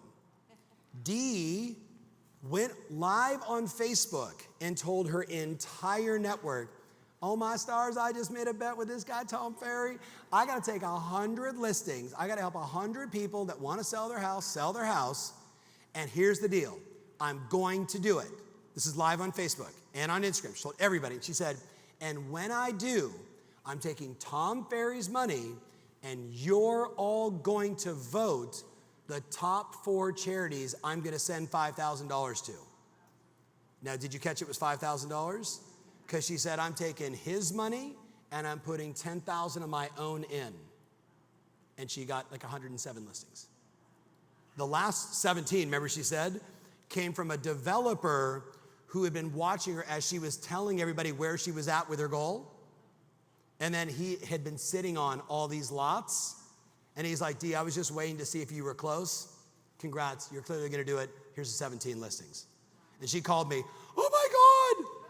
Do you know what it's like to be a woman who has never listed more than like 30 houses in a year, to go from October to August and list 100? Now, everyone in her church, everyone in her community, everyone in her past, everybody know what she was committed to, right? Sandy Payne, her husband, would wake up every day in the morning and go, baby, what do you want for breakfast? You need some coffee? You want a massage? Okay, baby. You're the best baby ever. You're gonna get 100 listings. Go get more listings. You can do it. Come on, baby, go get it. Go get Tom Ferry's money. Go get Tom Ferry's money. And she's like, okay, I'm gonna go get it. And then at night, she'd come home and he'd be like, did you get a listing? She's like, no. He's like, get out. Because the lion's got to feed, right? Lion's got to eat. How much accountability do you need? You with me? Every day. All right, so here's your weekly schedule for meetings. Here's the structure. Every Monday, leadership accountability, numbers to plan, finances, direction, how are we doing? Hey, every week, how are we doing? Are we on plan? Are we winning? Are we losing? Is the business healthy? Flywheel meeting, to advance. Service team meeting. How are we doing with our escrows? Are our clients satisfied? How are we doing servicing our sellers? Do we need any price adjustments this week? Where are we at? What's going on? Daily huddle, sales team, 5x4s, 3 skill development sessions, sharpen the axe, weekly marketing meeting. How we doing? How we doing? How we doing? That's called working in your business, not just on it. You with me? Now, continue. Oh, did you guys get that? Okay, cool.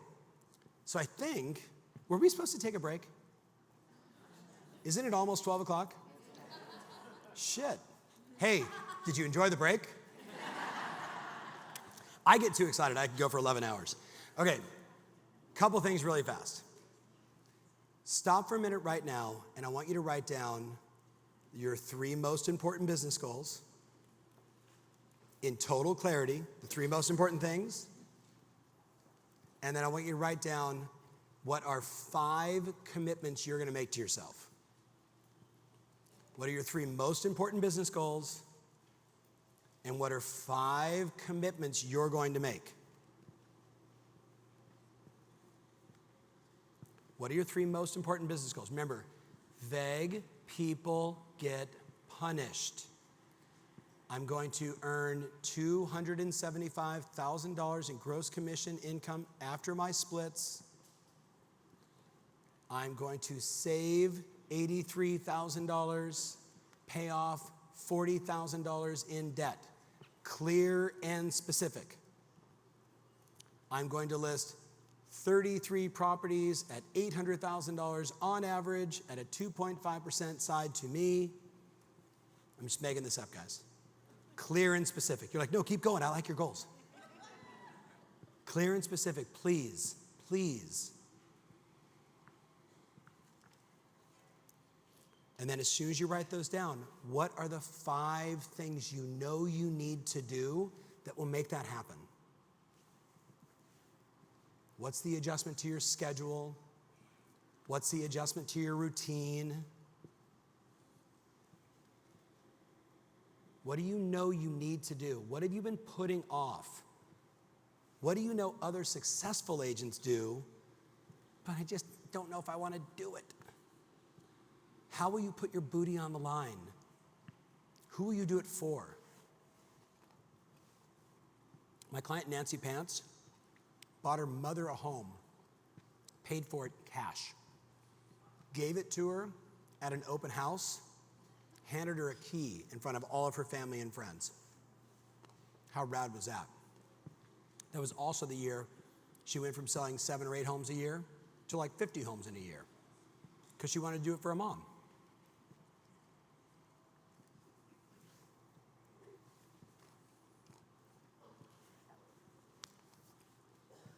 Number 6 is going to be eat healthier.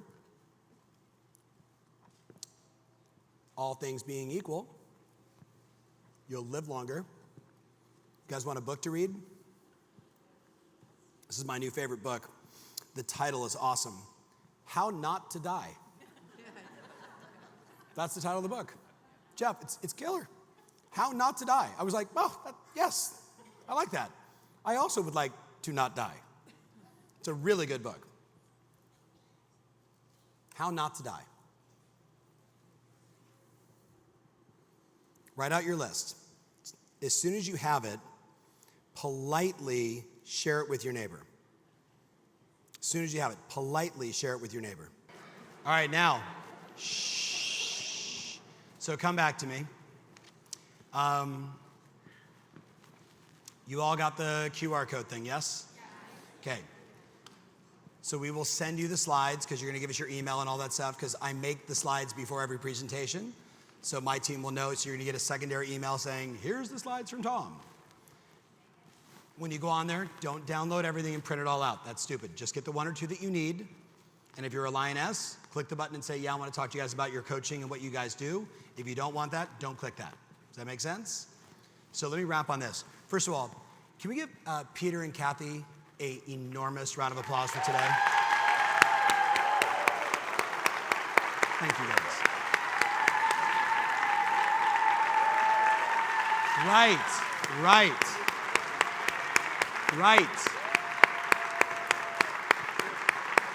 Look, guys. Hey, no bullshit. While everybody else is cutting back, they're leaning in. You guys with me on that? Like, that's big. That's really big. Can you do me a favor? Can you lean back? They're leaning into you. You have no idea what it took financially to have me here. You have no idea what it took for this, to do all this, to put all this on. They are leaning into you. What do you need? You got to lean back. You want to know how you lean back? Have more conversations. Help more people. Now listen, I know it's the holidays, so I'm going to tell you a story and then we're done. Who has kids? Who doesn't have kids? Raise your hands. Get some. Right away. Max, slow down, bro. Get some right away, though. They're incredibly motivating, yes or no? And they are beautiful teachers. I was with a guy named Steve Games, and I was at this little resort destination. He's a real estate guy and a real estate developer, Peter, and he says, will you come down and take a look at my development? He had the only harbor between Cabo San Lucas and La Paz, and he was building this incredible destination. I was like, yeah, I'll come down and hang out. He had 60,000 square feet under like Palapas, and I was like, oh, we'll stay with you. This is super cool. Brought my mother-in-law, the two, the Italians, my wife, the boys. Boys were young. And we go down to the little restaurant at the end of the beach, just a walking distance away, had a couple margaritas.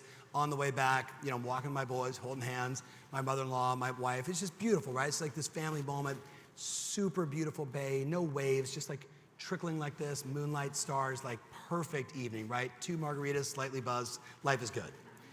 On the way back, my boys go, Daddy, can we look at the stars? Yeah, man.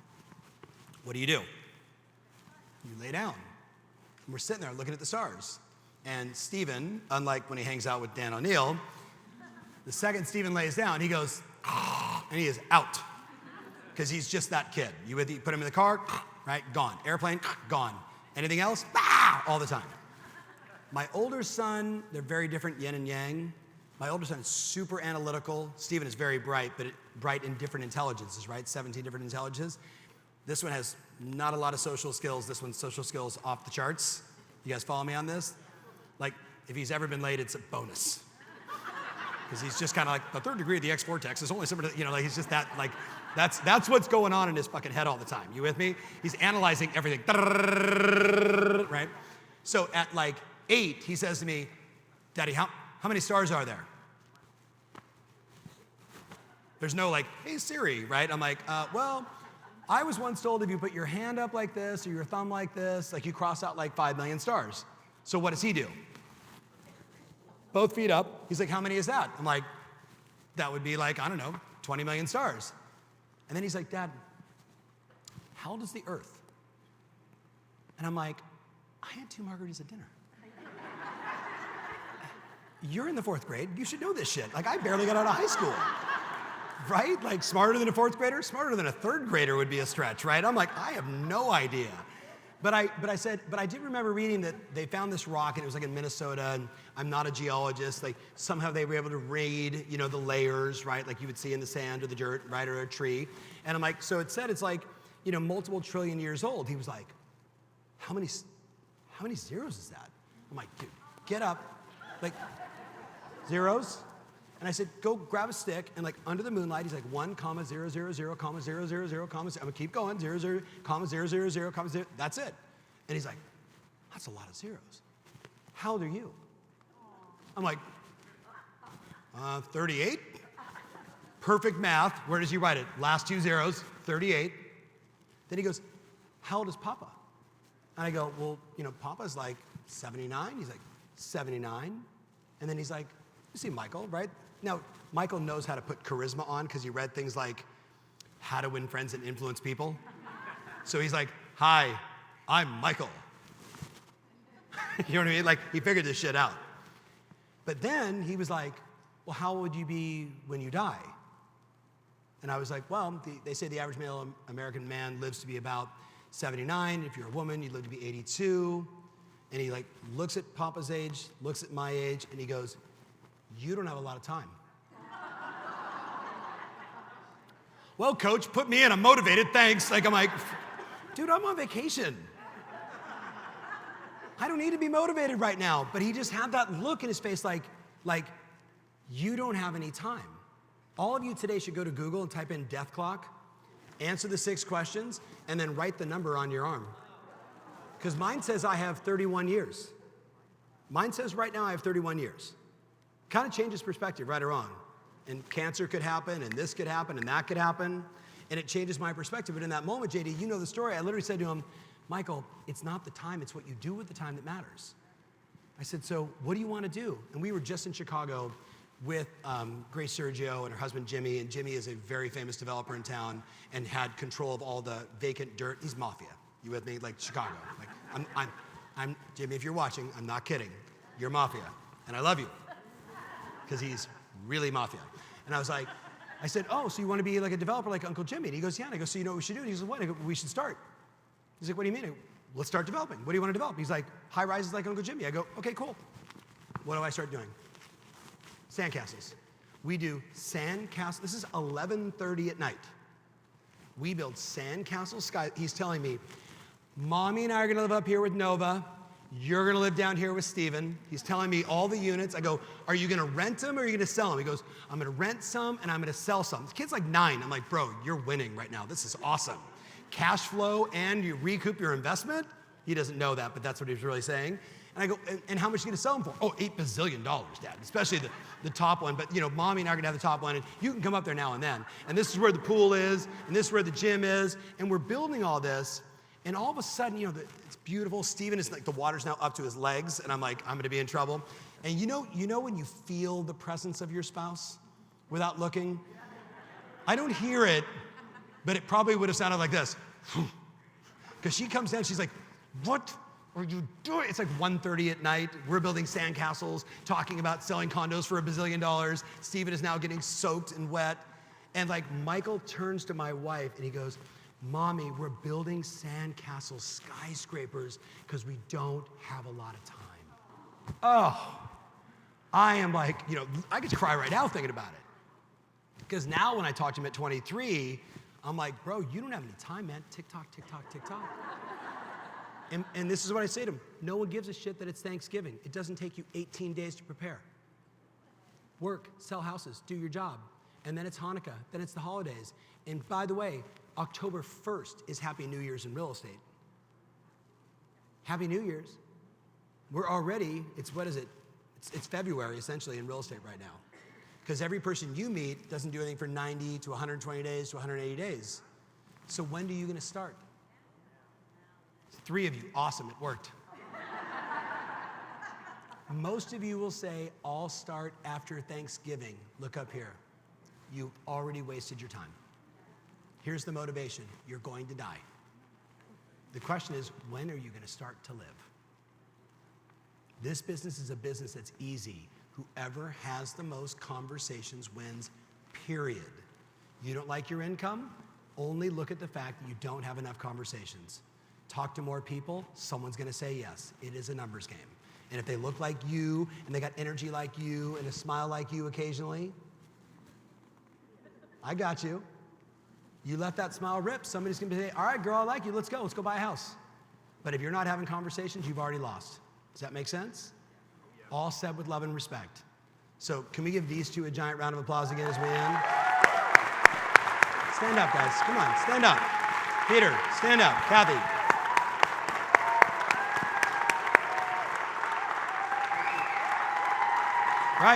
Right. Okay. God bless you guys. Thank you. Lean in. See you guys.